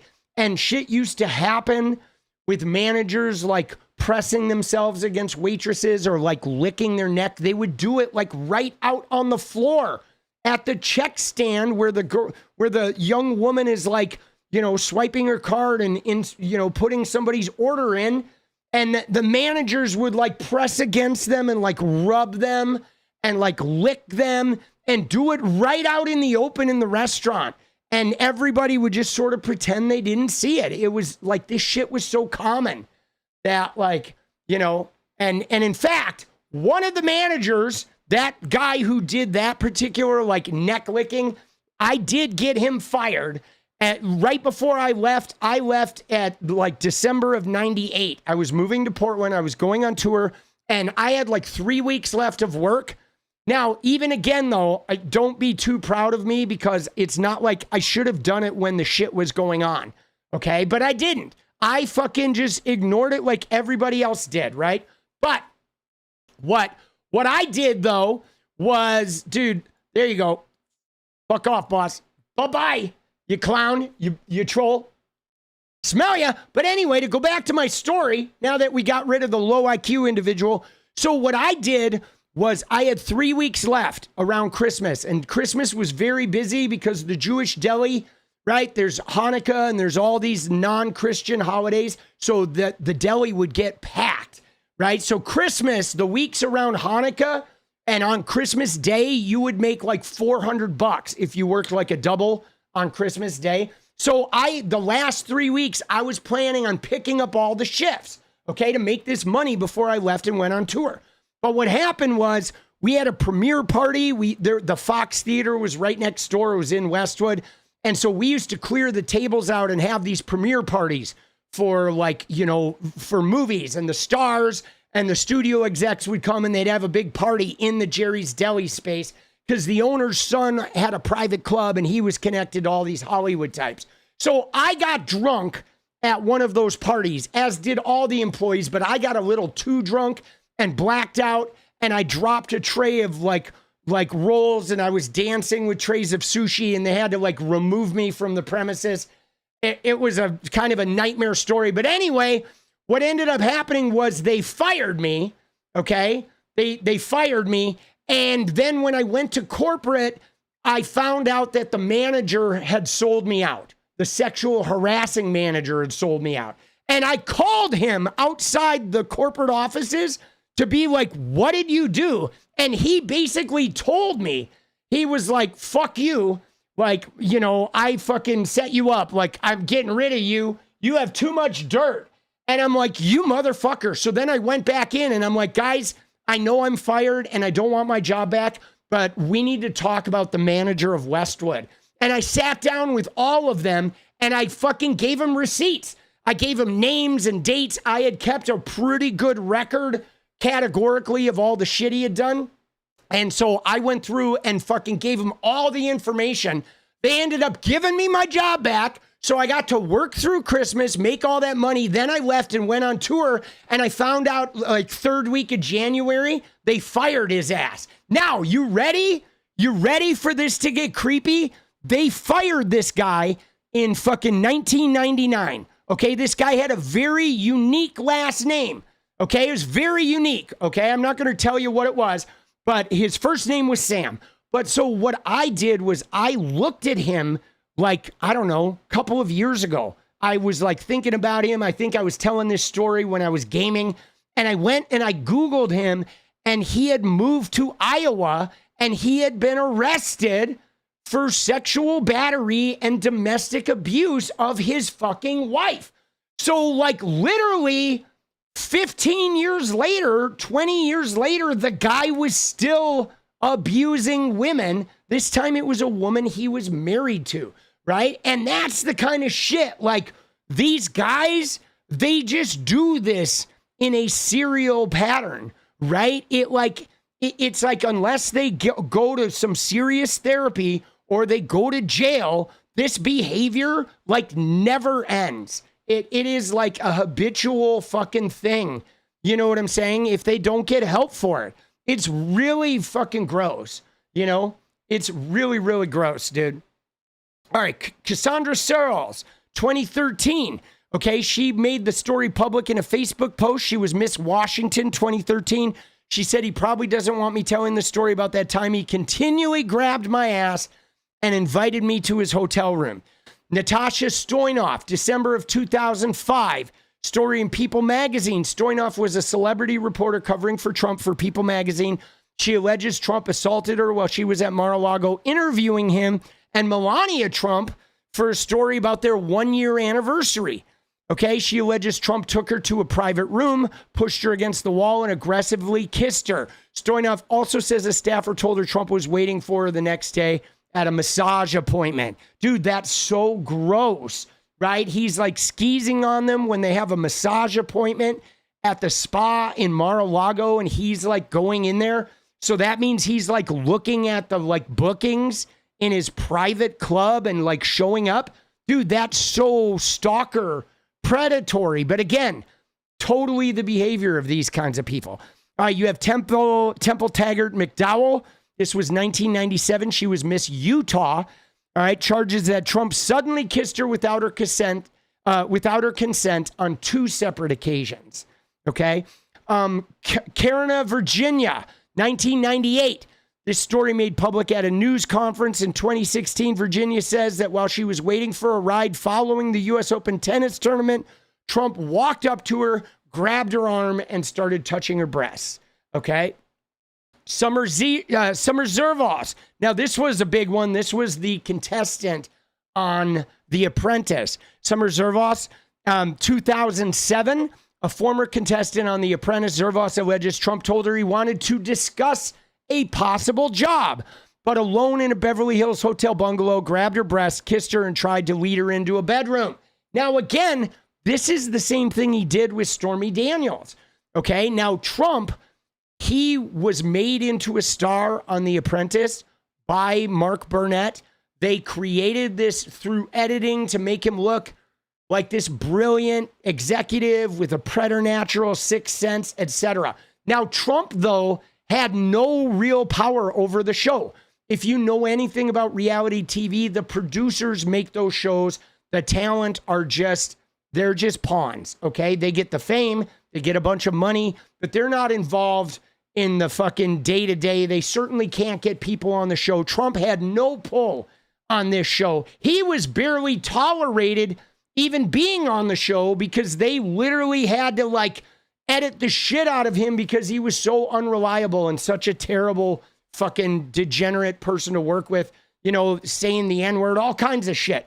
But anyway, he lured women. This is what he did to Stormy Daniels, was he tried to bribe her, essentially saying, you know, I know you want to get out of the adult industry. I know you want to cross over. I can get you on The Apprentice. I can get you started in the mainstream industry, right? He did that kind of stuff. This is another thing that these power guys do. They use bait. They use lures. They degenerate. They try to lie and try to sneak and get your stuff fucking in there. You know what I'm saying? You know what I mean? And so he had a history of that. Okay, pageant contestants alleging he walked in while they were dressing were Maria Bellato, 1997 Vermont teen, Tasha Dixon, Miss Arizona in 2001, Victoria Hughes, 1997 Miss New Mexico teen. Okay, Bridget Sullivan, 2000 Miss New Hampshire. And BuzzFeed reported that 3 other anonymous sources from the 97 Miss Teen USA pageant confirmed Bellato and Hughes' story, but they just did not want to be identified because they didn't want to deal with the consequences, the death threats, etc. Other allegations of improper conduct were Lisa Boyne. Summer of 96, Boyne alleges that at a group dinner, Trump and other men forced women to walk over the table right, to leave their seats, and that Trump looked up the women's skirts and commented on their underwear and genitalia. Oh my God, dude. Isn't that crazy? That's crazy. But again, dude, this kind of shit, these wealthy guys, they get away with this shit. Now you ask, like, why? How on earth do they get away with this stuff? Again, it was a different time back then, but let me just tell you, you know how they do it? Because they had connections, okay? They had connections. It's like, so for example, if they're at a dinner party with a bunch of women and they say, we need you to fucking walk across the table, we're going to look under your skirts.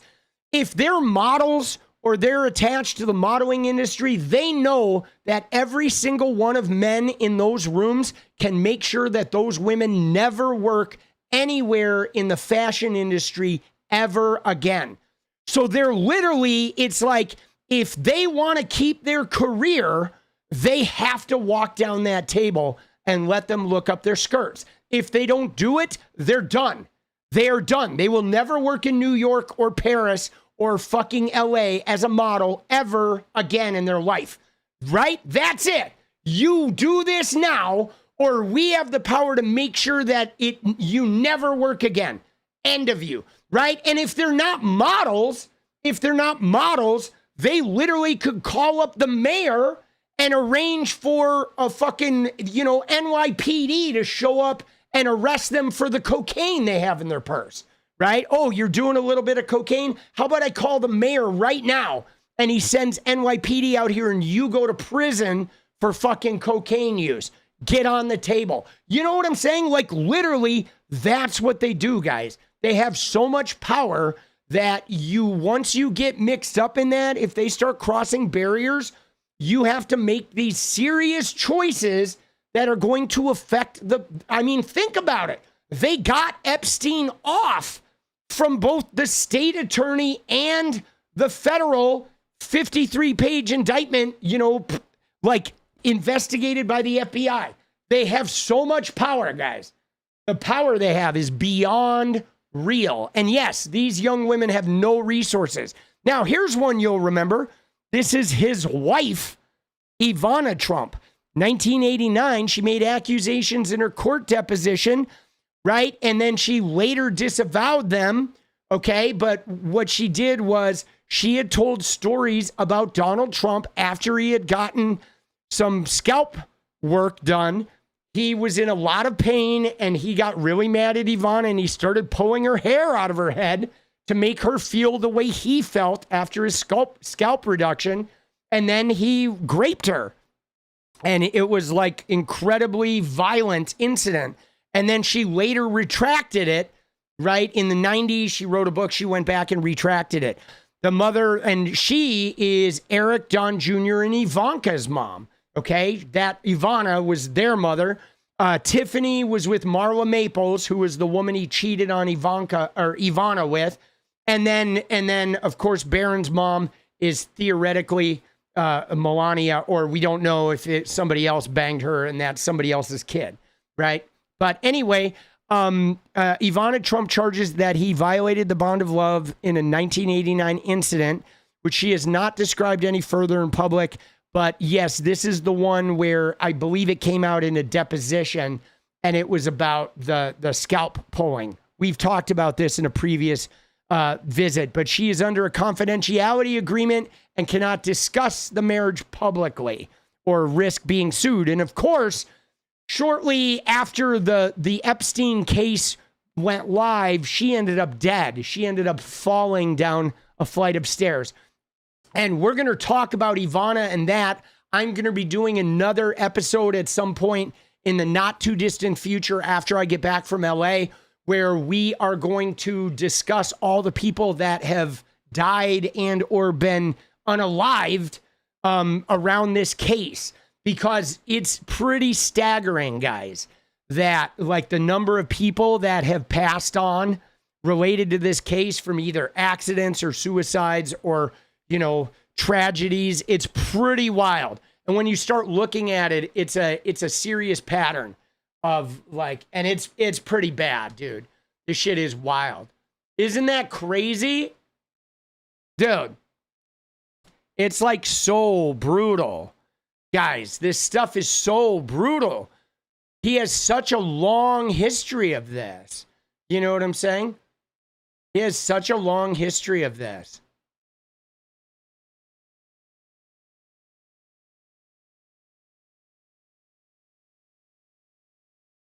But, yeah, man. Isn't this wild? Brutal. Brutal, brutal, brutal. All right. All right.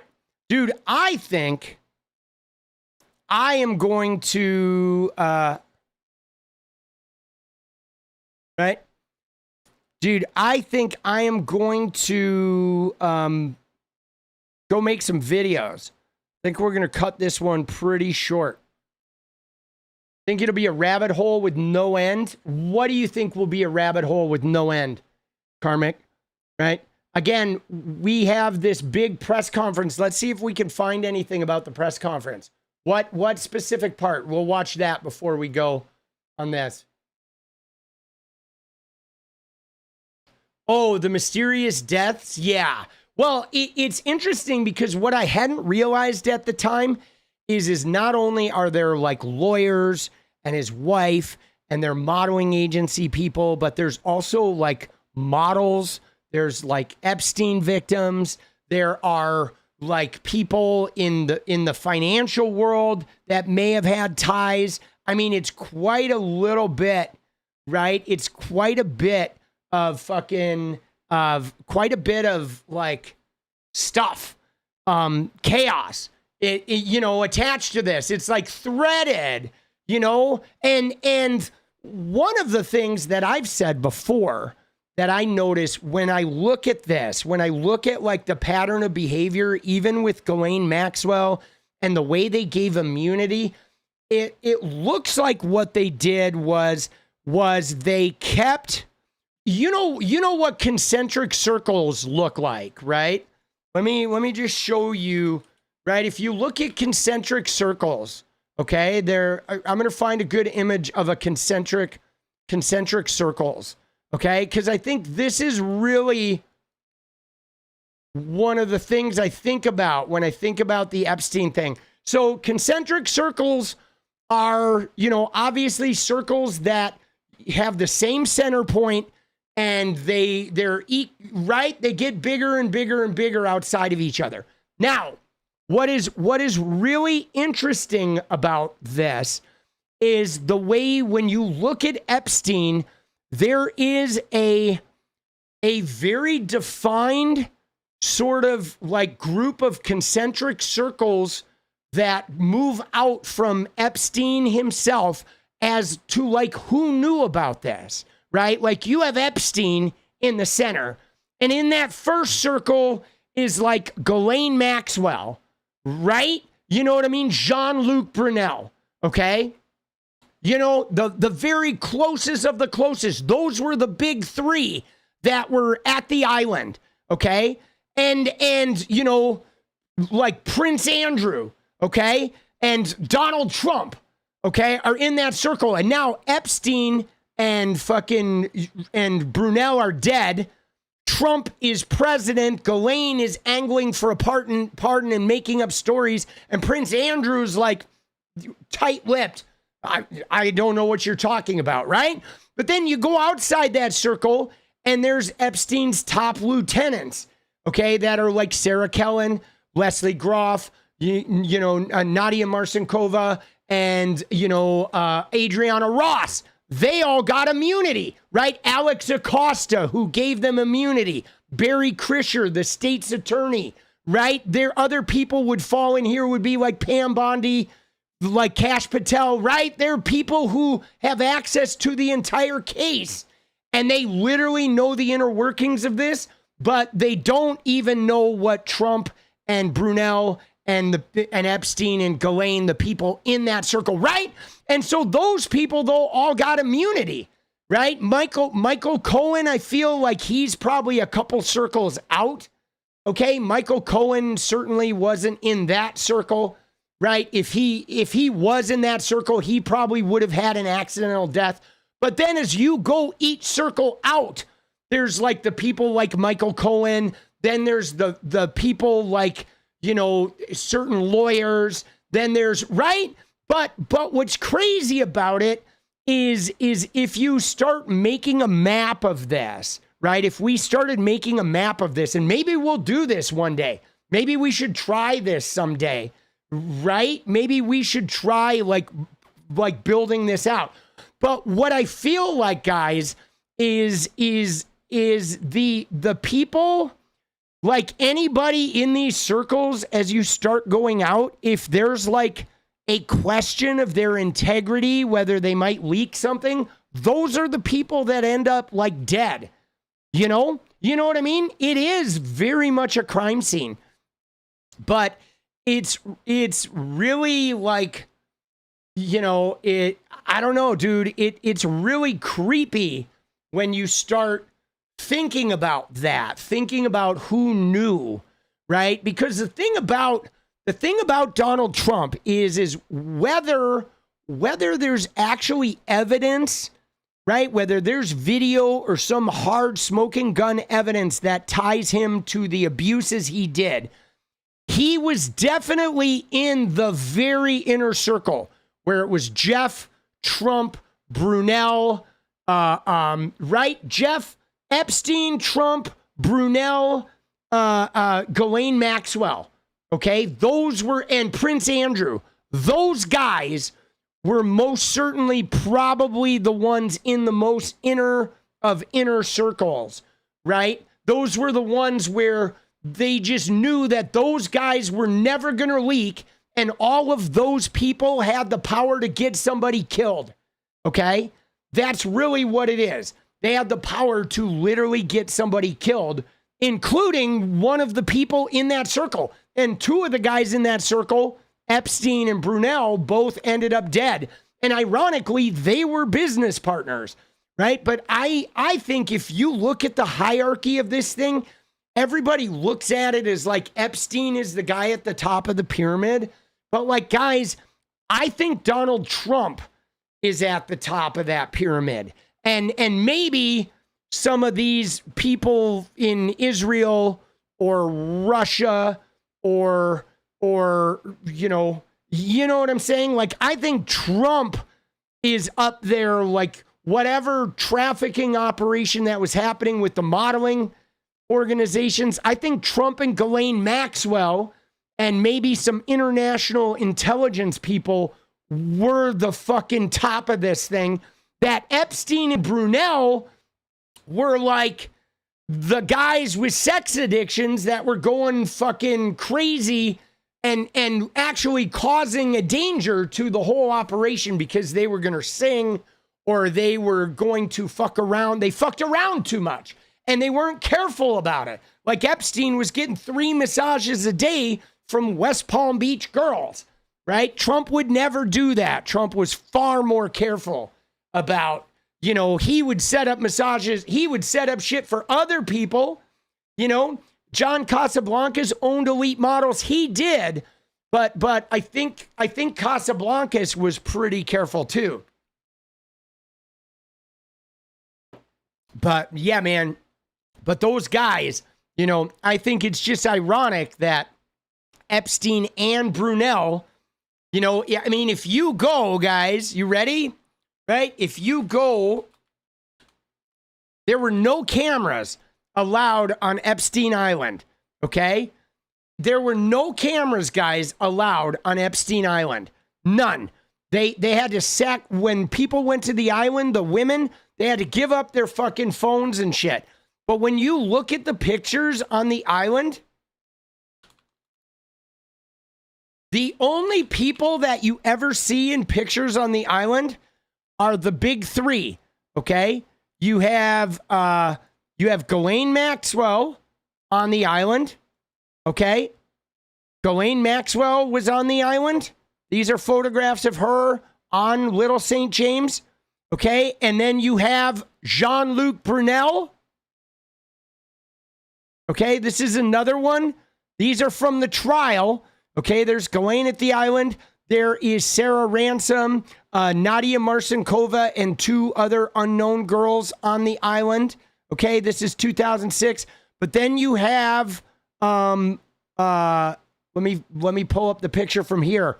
But you have this one. Okay, you have Jean-Luc Brunel.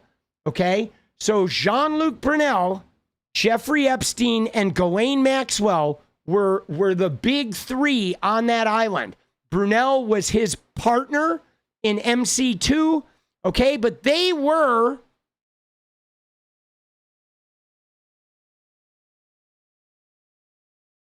the people that were always on the island, okay? The only photographs we have on the island, like here's another one, okay, of, right? This is Brunel and Ghislaine on the island.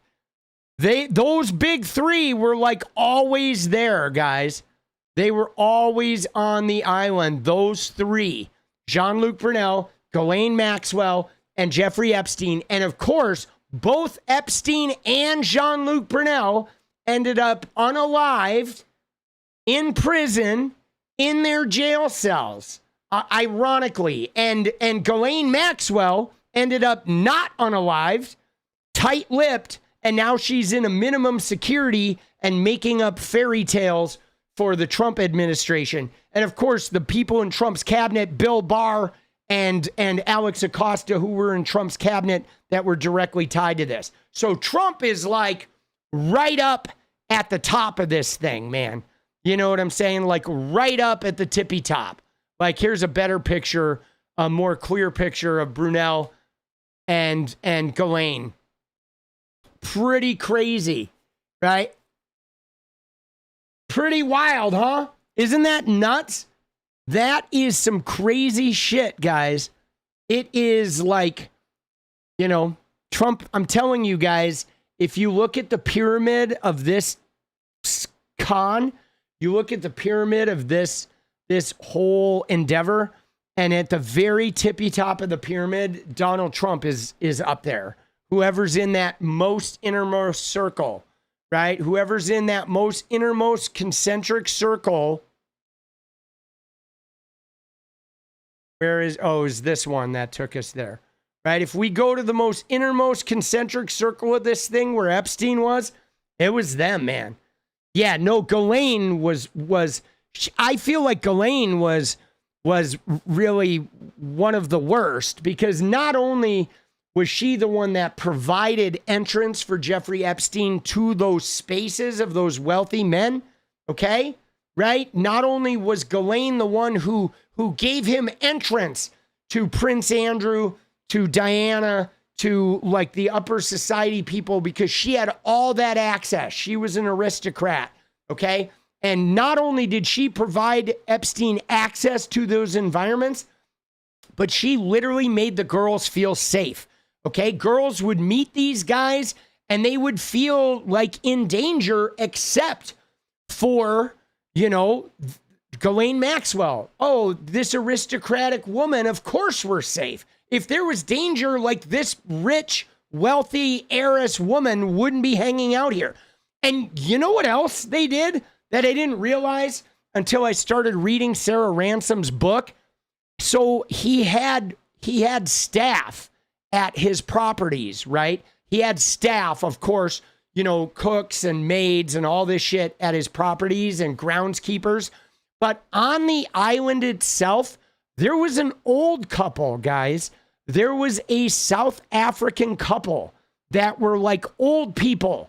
They were like in their 60s, and they were essentially like, I don't know, they were almost like maitre d's or hotel concierges, that they would like when people showed up at the island, these young girls at the dock, they weren't butlers. They didn't make food or anything like that. They were just like a really warm old couple that were like, you know, the caretakers or the concierges of the property that would meet people there. They were like elderly in their 60s. And they were sweet with South African accents, and they were very well, like, you know, So when people would get there, they were like parental figures that were kind of like the mom and pop of the island. And the women describe how they would sort of have the heebie-jeebies, but as soon as they met that old couple, they let their guard down because they were like, yeah, holy shit. Obviously, nothing bad is happening here. This sweet old South African couple wouldn't be, they were charming and they laughed with them and told warm stories and they made everyone feel at ease. So he had these old people that were like this really warm, loving older couple that would disarm the anxiety of these young girls and set them up to have their guard down. So when they got asked to come into Jeffrey's villa at, 11 p.m. or whatever, they were thinking nothing of it, And yeah, it is diabolical to do that kind of stuff, like that kind of forethought and that kind of like setup is just simply diabolical. And no, we're going to do a whole show on that couple, guys. We're going to do a show. I believe there's a couple shows to be had that we're going to start bringing some of this in every day or every other day. We're going to do an entire episode that's going to be focused on them because they are wild too. Like Sarah Ransom's description of them, and they did get interviewed later. We're going to look into all of this, okay? We're going to look into all of this. They were white South Africans. Of course, dude. Jeffrey Epstein didn't have any, I don't think he had any people of color anywhere in the chain, okay? But all of the right people of color from South Africa would never be, you know what I mean? They wouldn't be in that type of environment, I don't think, right? The people of color in South Africa had a pretty hard existence. They were not hanging out with billionaires. You know what I'm saying? Love that I'm doing this. Oh, let's go. Right? Dude, let's go. Dude, we're going to do it, man. We're going to look into all this shit. Yeah, dude, this stuff is so diabolical. But sort of pedaling back to what I said the other night, right? The what I said the other night was really interesting is there is something about this, guys, that is like earth-shattering. And no, I am not suicidal. I have never been suicidal. I would, right? If you read a suicide about me, something is up. Okay? That has never been in my realm, dude. You know what I'm saying? Not a chance. But the thing I want to circle back to last night that is so creepy about this is you just don't see people get off like this without there being some larger sort of thing. This was a 20-year cycle of abuse, right? That infected some of the biggest names in industry and government and foreign governments and cross-country lines and investigated by the FBI, and then the government letting these people off with immunity and nobody getting charged. It would have been very common if you went back to Epstein's original trial, okay? Palm Beach police catch him. They investigate it. They pass it to the state's attorney, 𝗫𝗏. 𝗫𝗏 declines to prosecute. After he talks to Epstein's attorney, he takes it to a grand jury, torpedoes his own case. Whoops. So the cops are so mad that they call the FBI. They're like, oh my God, our state attorney just sabotaged this. Let's call the FBI. Now the FBI comes in, 53-page indictment. Now, normally what would happen is those co-conspirators that got immunity, Sarah Kellen, Leslie Groff, Nadia Marcinkova, Adriana Ross, normally they would get immunity and they would be federal witnesses who would sell out Jeffrey Epstein and all the other bigwigs, and they would have a huge sex trafficking case. The government would put all those guys in prison, and those women would have been spared and gotten immunity for their information. But this time, The federal prosecutor comes in and gives them all immunity, and he gives Jeffrey Epstein immunity, and anyone else associated with Epstein gets immunity. All the federal charges go bye-bye. And then the state, there's 2 minor charges. Epstein registers as a sex offender, pleads guilty to these tiny, like being a John offenses. He does 13 months of house arrest and, or 13 months in jail, 12 hours a day work release. And then he does like a year of house arrest with an ankle bracelet. Poof, never to be heard from again. That never happens. Never has somebody gotten blanket immunity like that without somebody getting charged and going down for the crimes, dude. This shit is fucking insane, bro. And here we are, almost 18 years later, we're still fucking chasing this shit. Okay? And remember, the very first phone call to the FBI, the very first person of all this shit, long before the Palm Beach mothers in 2005, the very first person who made a phone call to the FBI to report sex trafficking, she reported Jeffrey Epstein and she reported Donald Trump. It was Maria Farmer in 1996. Isn't that crazy? The very first phone call ever on this reported Epstein and Trump, right? 96. Dude, Jerome, don't get lippy, buddy. All right? Dude, this shit's going to get repeated lots of times, boss. All right? It has to. I'm making videos here, homie. Fuck nuts. Dude, this shit's got to get repeated. Bro, you're going to hear this shit 1,000 times. If you don't want to hear it, dude, take off. Fuck nuts. Nobody's asking you to fucking be here and cry about it, right? You don't have to be here. If you need me to remove you from the chat, say the word. Let's go. Dude, don't try to fucking silence us. We're going to repeat this shit 10,000 times, right? Let's go, baby. Let's go. Dude, you got to fucking, you got to mind your manners. Let's go. First message ever in chat is like being a whiny. Come on now. Dude, let's go. Remove you? I'm not removing you, Shiloh. All right, remove you? Okay, good. We'll remove you. Bye-bye. You're tired of repeats. Dude, if you're tired of repeats, all I can say is who would complain I'm tired of repeats? Just don't watch. You know what I mean? Like, at that point, people are just annoying, right? It's like, dude, I'm tired of repeats. Oh, okay. Then close the YouTube fucking browser. Fucking dumbass. God damn, bro. Yeah, no, we're never going to stop. Never stop. Never stop. All right. I'm going to stop right now, though, because I'm going to go make some videos, bro. Let's go, baby. Time for a little edit mode. I wonder if you ever did, yeah. I wonder if you ever did like I did.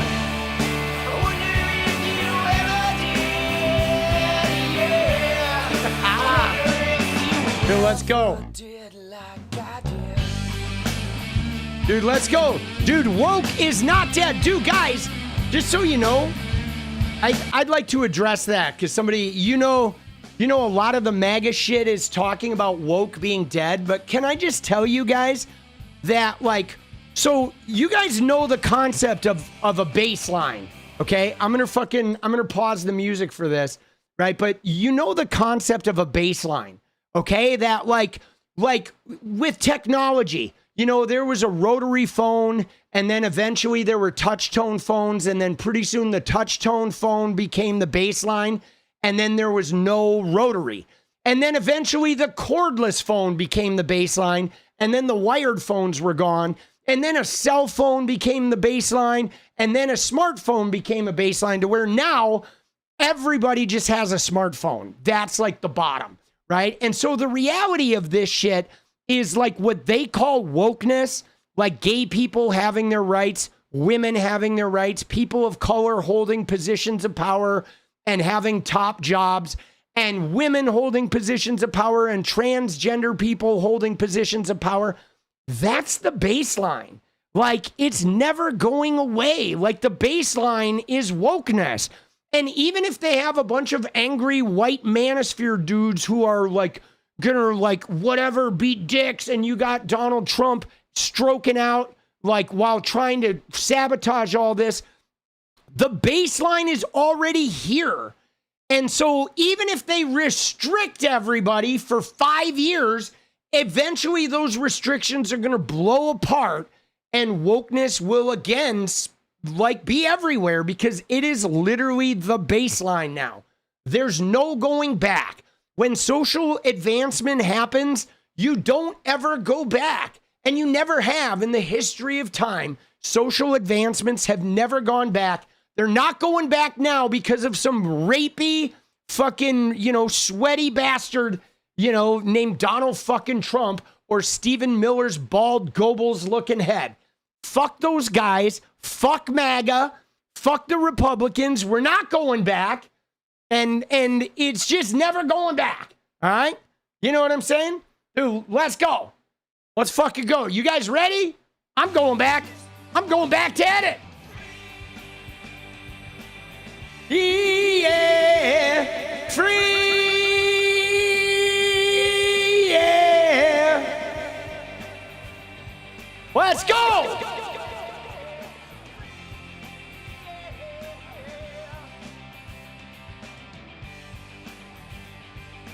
Their attempts to stop woke show us how powerful woke is. I want to be free. Oh, let's go. Free, yeah, yeah. Freedom, yeah. Freedom, yeah. Freedom. Freedom, yeah. Freedom, yeah.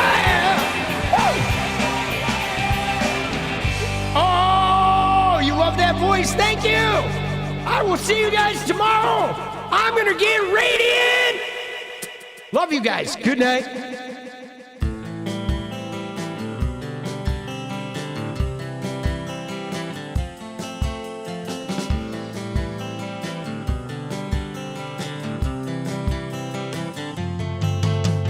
Hey, I just wanna change the world. I just want the perfect girl. I don't wanna hang around, I'd rather be found. It gets better, I wonder, my pleasure together. Everyone's waiting, anticipating.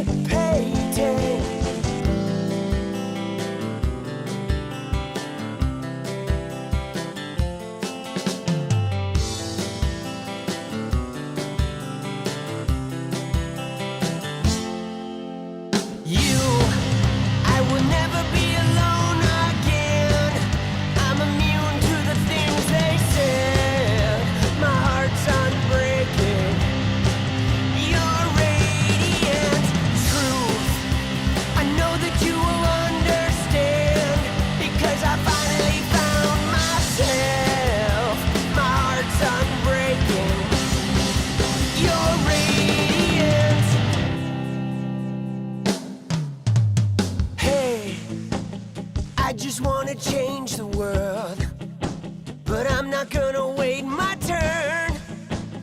I don't ever want to come down, I'd rather be found. It gets better, I wonder, my pleasure together. Everyone's waiting, anticipating.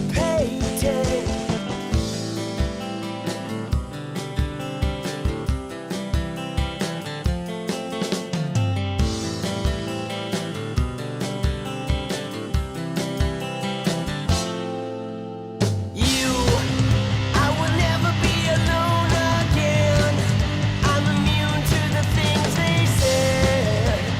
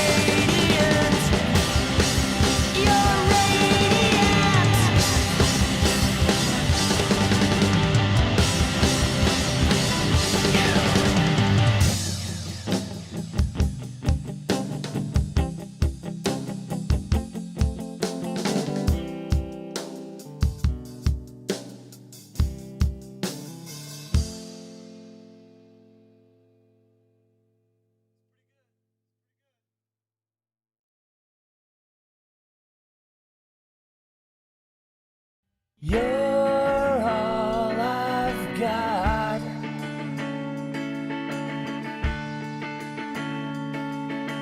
You're all I want.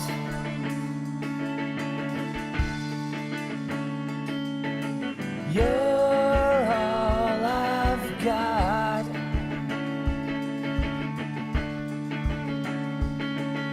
You're all I want.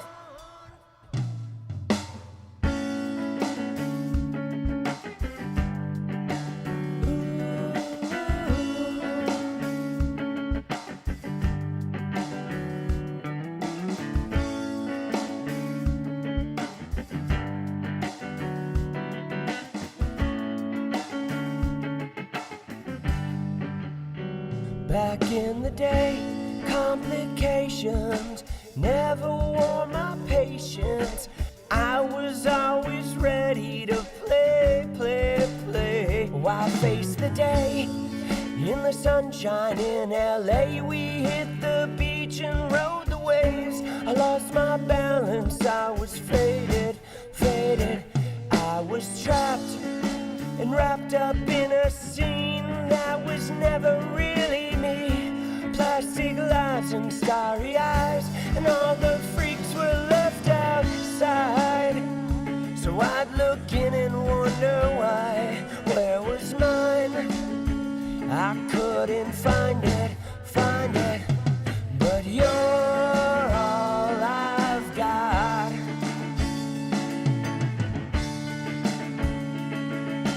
You're all I want.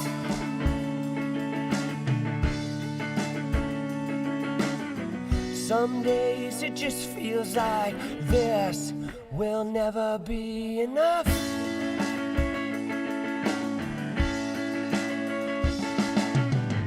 Most days it just feels like a struggle to catch up.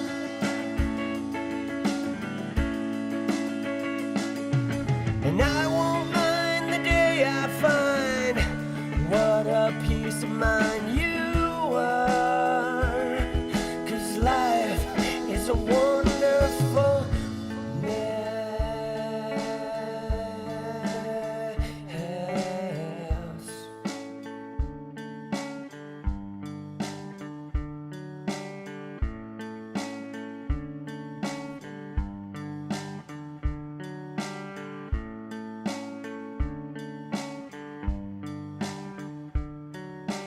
Time to walk away, trade my sunshine in for rain. Same old ways in a different place, but something